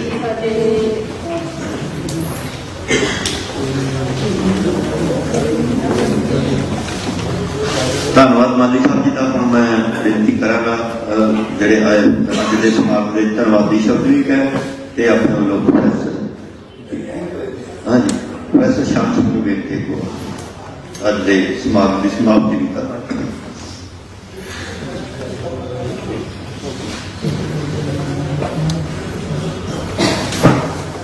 ਗਦਰ ਰਹਿਣ ਦੇ ਸ਼ਹੀਦਾਂ ਨੂੰ ਸ਼ਰਧਾਂਜਲੀ ਦੇਣ ਵਾਸਤੇ ਇਕੱਤਰ ਹੋਏ ਭਾਈਓ, ਵਾਹਿਗੁਰੂ ਜੀ ਕਾ ਖਾਲਸਾ, ਵਾਹਿਗੁਰੂ ਜੀ ਕੀ ਫਤਿਹ। ਵੈਸੇ ਤਾਂ ਬਹੁਤ ਪੜ੍ਹਿਆ, ਬਹੁਤ ਗੱਲਾਂ ਸੁਣੀਆਂ, ਜਿਹੜੇ ਤਰੀਕੇ ਨਾਲ ਅੱਜ ਰਾਹੀ ਸਾਹਿਬ ਨੇ ਸਮੁੱਚੇ ਗਦਰ ਲਹਿਰ ਨੂੰ 1898 ਤੋਂ ਲੈ ਕੇ 1915 ਤੱਕ ਜਿਵੇਂ ਪੇਸ਼ ਕੀਤਾ, ਇਹਦੇ ਵਾਸਤੇ ਰਾਹੀ ਸਾਹਿਬ ਨੂੰ ਮੁਬਾਰਕਬਾਦ। ਬਹੁਤ ਵਧੀਆ ਤਰੀਕੇ ਨਾਲ ਪਹਿਲੀ ਵਾਰੀ ਚੰਗੇ ਤਰੀਕੇ ਨਾਲ ਇਹ ਲੱਗਦਾ ਸੀ ਕਿ ਇਹ ਤੋਂ ਬਾਅਦ ਕੋਈ ਨਹੀਂ ਬੋਲਣਾ ਚਾਹੀਦਾ, ਸਵਾਦ ਲੈਣਾ ਚਾਹੀਦਾ। ਮੈंने बहुत हजारों लेक्चर हजारों जिन्ने तरीके अज नाम कदे नहीं। उस तो बाद जी टिप्पणी गर्ग साहब ने की है, माली साहब ने की है, तो उहदे मन लिया कि स्टेट ने हमेशा ही जुल्म करना है, अपने तरीके नाल वृतांत सिरजना है, पर जिहड़ा किरदार है, जिहड़े किरदार का जिक्र खुशहाल सिंह ने किया है, वो किरदार तो सानू आप निभाना पैना है। अपनियां भैणां नाल ब्याह करा के जाली गुरु ग्रंथ साहब के सामने कनेडा जाना, ये वास्ते मैनू स्टेट का कोई ਨੈਗੇਟਿਵ ਹੋਵੇ, ਕਿਹੜਾ ਨੈਗੇਟਿਵ ਹੈ ਸਟੇਟ ਦਾ? ਸਟੇਟਮੈਂਟ ਦੱਸੋ ਕਿਹੜੀ ਗੱਲ ਇਹਦੇ ਵਿੱਚ? ਅਸੀਂ ਇਹਨੂੰ ਕਿਉਂ ਨਾ, ਅਸੀਂ ਬੇਅਦਬੀ ਦੀ ਗੱਲ ਰੋਜ਼ ਕਰਦੇ ਹਾਂ ਕਿ ਇਹ ਬੇਅਦਬੀ ਨਹੀਂ ਕਿ ਗੁਰੂ ਗ੍ਰੰਥ ਸਾਹਿਬ ਦੇ ਸਾਹਮਣੇ ਚੌਥੇ ਪਾਤਸ਼ਾਹ ਦੀਆਂ 4 ਲਾਵਾਂ ਲੈ ਕੇ ਤੇ ਉਹਨਾਂ ਵੀਡੀਓਜ਼ ਨੂੰ, ਉਹਨਾਂ ਫੋਟੋਆਂ ਨੂੰ ਮੈਸੇਜ ਪੇਸ਼ ਕਰਨਾ ਕਿ ਇਹ ਬੇਅਦਬੀ ਨਹੀਂ ਹੈ। ਸਾਨੂੰ ਇੱਕ ਪਾਸੇ ਸਟੇਟ ਨਾਲ ਲੜਨਾ ਪੈਣਾ ਤੇ ਦੂਜੇ ਪਾਸੇ ਆਪਣੇ ਕਿਰਦਾਰ ਨੂੰ ਉੱਚਾ ਚੁੱਕਣ ਵਾਸਤੇ ਆਪਣੇ ਇਸ਼ਟ ਦੇ ਨਾਲ ਪਿਆਰ ਵੀ ਕਰਨਾ ਪੈਣਾ ਹੈ। ਜਿਹੜੇ ਇਸ਼ਟ ਨੇ, ਜਦੋਂ ਰਾਹੀ ਸਾਹਿਬ ਨੇ ਦੱਸਿਆ ਕਿ ਪਾਸਟੋ ਪਹੁੰਚ ਗਏ, ਪਰ ਜਦੋਂ ਉਹਨਾਂ ਨੂੰ ਲੱਗਿਆ ਕਿ ਇਸ਼ਟ ਨੇ ਸਾਨੂੰ ਝੂਠ ਬੋਲਣਾ ਜਾਨ ਚਾਉਣ ਵਾਸਤੇ, ਉਹਦੇ ਸ਼ਰੇਆਮ ਜਾਨ ਦੇਣ ਵਾਸਤੇ ਮੁੜ ਕੇ ਆ ਗਏ। ਸਾਨੂੰ ਇਸ ਕਰਕੇ ਦੁਜੈਲੀ ਸਾਡੀ ਪ੍ਰਕਿਰਿਆ ਇੱਕ ਪਾਸੇ ਨਹੀਂ, ਸਾਨੂੰ 2 ਪਾਸੇ ਨੂੰ ਲਗਾਤਾਰ ਤੁਰਨਾ ਪੈਣਾ। ਇੱਕ ਪਾਸੇ ਪੰਥ ਨੂੰ ਸੱਚੀ ਉੱਚੀ ਦਾ ਜਿਹੜਾ ਕਿਰਦਾਰ ਹੈ ਉਹਦੇ ਸਿਰਜਣ ਵਾਸਤੇ ਅਗਰਸਰ ਹੋਣਾ ਪੈਣਾ, ਤੇ ਦੂਜੇ ਪਾਸੇ ਜਿਹੜਾ ਸਾਰੇ ਸੰਸਾਰ ਲੈਵਲ ਤੇ ਇੰਡੀਆ ਲੈਵਲ ਤੇ ਜਿਹੜਾ ਅਣਮਨੁੱਖੀ ਸ਼ਿਸ਼ਟਾਚਾਰ ਸਿਰਜਿਆ ਜਾ ਰਿਹਾ, ਮੈਂ ਸ਼ਿਸ਼ਟਾਚਾਰ ਕਹਿ ਰਿਹਾ, ਸ਼ਿਸ਼ਟਾਚਾਰ ਨਹੀਂ ਹੈ ਪਰ ਉਹ ਬਣਾਇਆ ਸ਼ਿਸ਼ਟਾਚਾਰ ਜਾ ਰਿਹਾ, ਉਹਦੇ ਵਾਸਤੇ ਵੀ ਲੜਨ ਵਾਸਤੇ ਸਾਨੂੰ ਕੋਸ਼ਿਸ਼ ਕਰਨੀ ਚਾਹੀਦੀ ਹੈ। ਅਸੀਂ ਇਹਨਾਂ ਮਹਾਨ 24 ਦੇ ਵਿੱਚੋਂ 7 ਜਿਹੜੇ ਫਾਂਸੀ ਚੜ੍ਹੇ ਨੇ ਉਹਨਾਂ ਨੂੰ ਯਾਦ ਕਰਦੇ ਹੋਏ ਅੱਜ ਦੇ ਦਿਨ ਦੇ ਵਿੱਚ ਮੁੜ ਕੇ ਕੋਸ਼ਿਸ਼ ਕਰਾਂਗੇ ਕਿ ਅਸੀਂ ਵੀ ਉਹਨਾਂ ਦੀਆਂ ਜਿਹੜੇ ਦਿਖਾਏ ਹੋਏ ਸੁਪਨੇ ਨੇ ਕਿ ਅੱਜ ਅਸੀਂ ਅਗਲੀ ਪੀੜ੍ਹੀ ਨੂੰ ਕਿਵੇਂ ਲੈ ਕੇ ਜਾਣਾ, ਉਹਦੇ ਵਾਸਤੇ ਕੁਝ ਕਰ ਸਕੀਏ। ਇਸ ਕੰਮ ਵਾਸਤੇ ਤੁਸੀਂ ਸਾਰੇ ਆਪੋ ਆਪਣੇ ਕੰਮ ਛੱਡ ਕੇ ਆਪਣਾ ਆਪਣਾ ਸਮਾਂ ਖਰਾਬ ਕਰਕੇ ਸਾਡੇ ਸੱਦੇ ਤੇ ਆਏ, ਤੁਹਾਡਾ ਬਹੁਤ ਬਹੁਤ ਧੰਨਵਾਦ। ਮੁੜ ਕੇ ਫੇਰ ਕਦੇ ਗੱਲ ਹੋਈ, ਮੁੜ ਕੇ ਤੁਹਾਨੂੰ ਫੇਰ ਸਦਾ ਦਵਾਂਗੇ, ਫੇਰ ਆਓ। ਵਾਹਿਗੁਰੂ ਜੀ ਕਾ ਖਾਲਸਾ, ਵਾਹਿਗੁਰੂ ਜੀ ਕੀ ਫਤਿਹ।